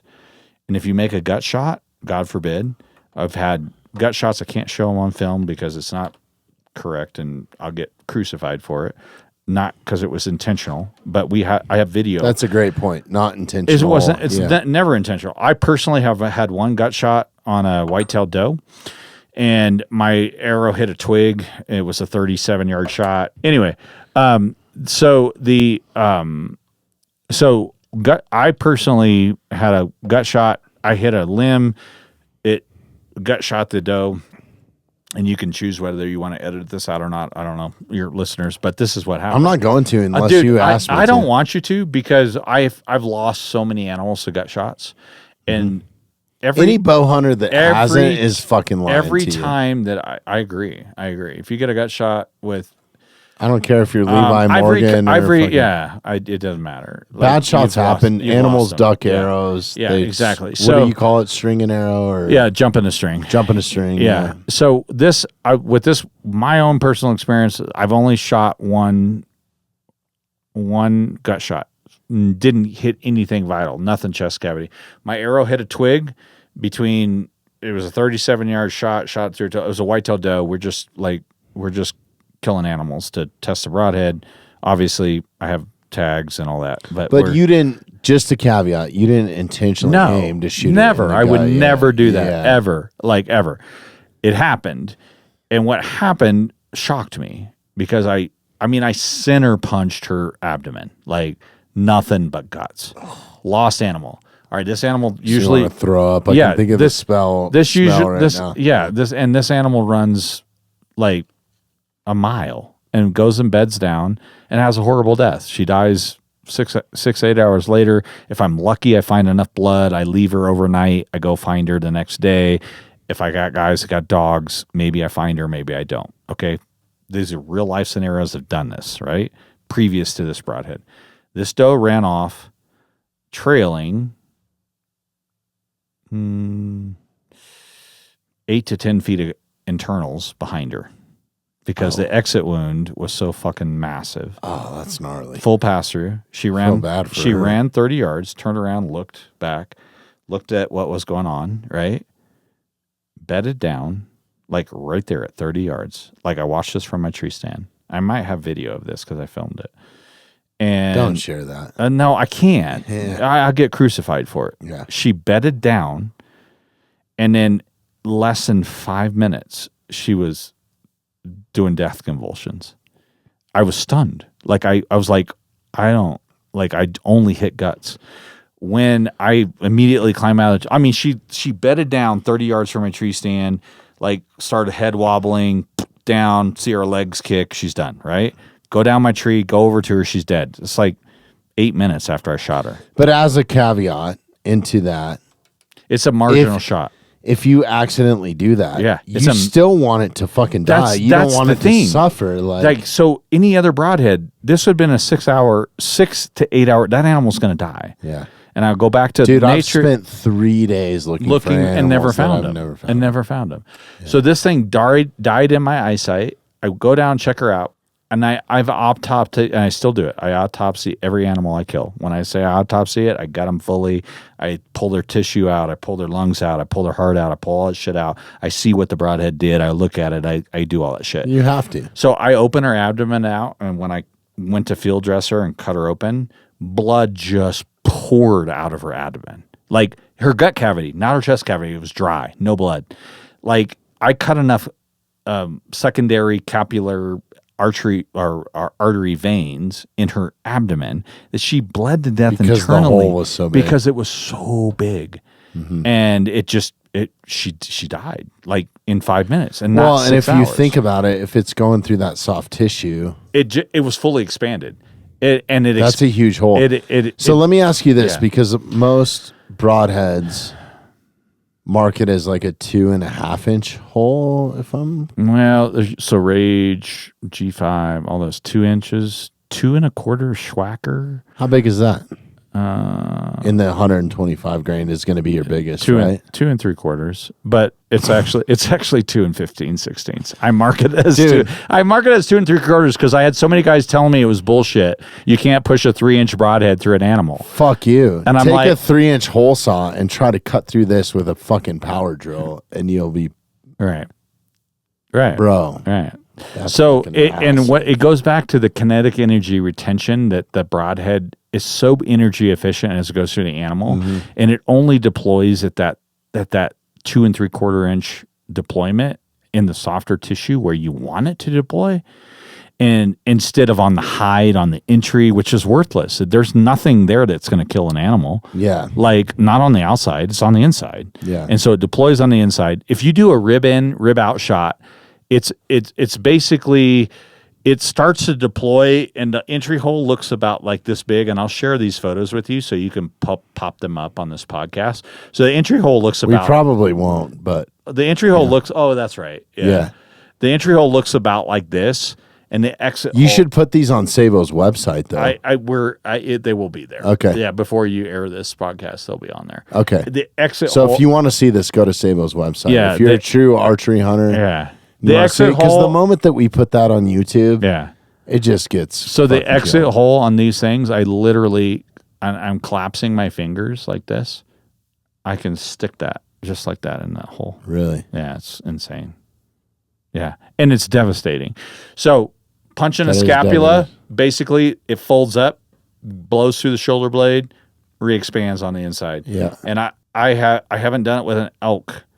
The biggest deer that I've double pass through shoulder blades is a mule deer, and it full exit. Like it broke the arrow 3 places. The animal cut the arrow. So, but it exited a 3-inch hole. It opened, closed. It opened, closed as it exited, and then went out the shoulder blade. And I think that's the most intriguing thing to me about this and this engineering feat is not only the deployment method, but like you're gonna hit bone. You don't know what you're gonna hit. Yeah. You're gonna hit tendons. You're gonna hit shit that's tougher than this razor blade. And bring it back to Bob. It wasn't sharp enough for Bob. And it was pretty. It's pretty fucking sharp. It's very sharp, but that's a good point. You know what I mean? I would have started a engineering argument with Bob as how sharp is a bullet,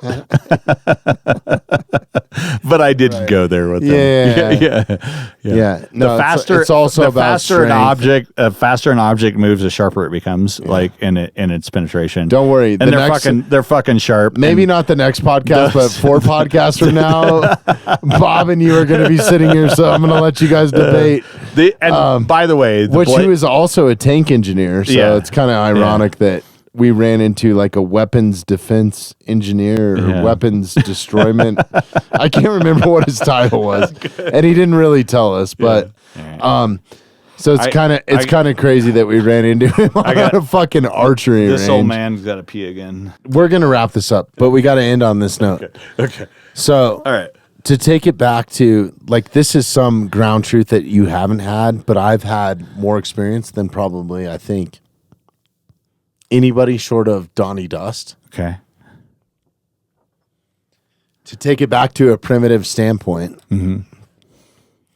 I was very, very skeptical with all my technology and fucking shooting a compound bow and hunting animals with a compound bow to go back to a primitive thing. And thank God for my friend Donnie Dust and the experience that I got to have with Dr. Devin Pettigrew from CU Boulder on these archaeological experiments where he recreated stone tools for their effectiveness. The same thing that you're trying to figure out. Archaeologists are still trying to figure out, like, what was their effectiveness on megafauna? How effective were these stone points? Did they actually kill mammoths with this? And the closest thing that they can find to test it on is bison. So that's what part of the test was. And then the other part of that was what they find in bones with knife marks and the butchering process. And they're really starting to question because it's really been thought out and it's not just a fucking theory anymore. Like, were they really using every piece of the animal, or were they opportunists? How many bison were there? What kind of predators were around? Like, we're not just talking about Native Americans. Like, as bison and species get more scarce, you're going to use more parts of them because it's that much more special to you. If there's an abundance. But if it's the Ice Age and there's fucking drier wolves and short-faced bears, like bigger than polar bears. Yeah, you're going to cut the fucking quarters off and split. You're going to eat the tongue. You're going to eat whatever your favorite part is, and you're fucking gone, bro. Like, I agree.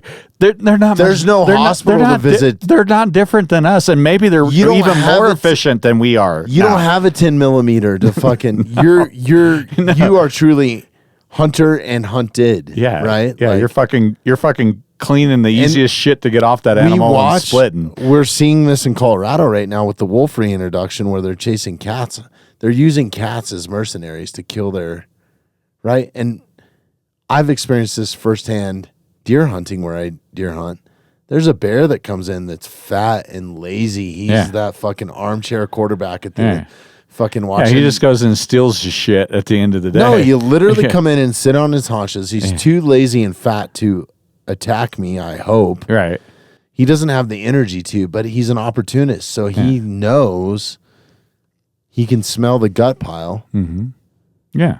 And he'll sit and he's like, "That's what I really want, and you don't want any of that." Right? Yeah, I'm gonna eat the heart, liver, and lungs right out the back. Yeah. So I'll sit there and wait, and then I'll drag off. And sometimes he'll follow me to the truck, but normally he's just going straight for the gut pile. Right. I always take the heart of every animal, not always the lungs, not always the liver, but typically the heart and liver.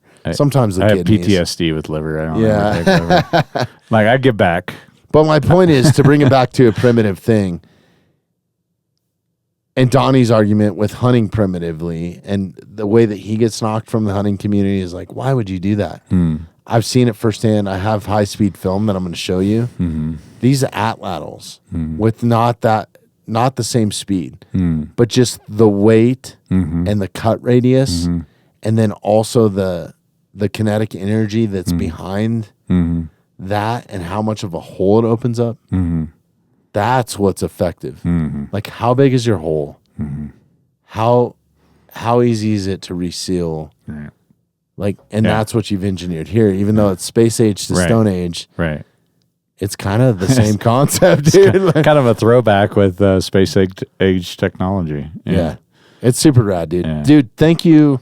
We got to wrap this up. Yeah, dude. We could roll to midnight. No, we're just gonna do another podcast. Yeah, this is awesome. Just come back in a couple weeks when I'm back. Definitely. When you get the next line, when you bring me some 100 grains, and we'll revisit. This. I should have many days. So thank you so much for sponsoring me and believing in me.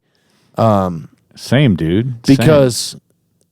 Because I'm not really in the hunting space. Like, you could be sponsoring Levi Morgan. You could have went to the Levi owns. He's a partial owner of Swacker. He's competition.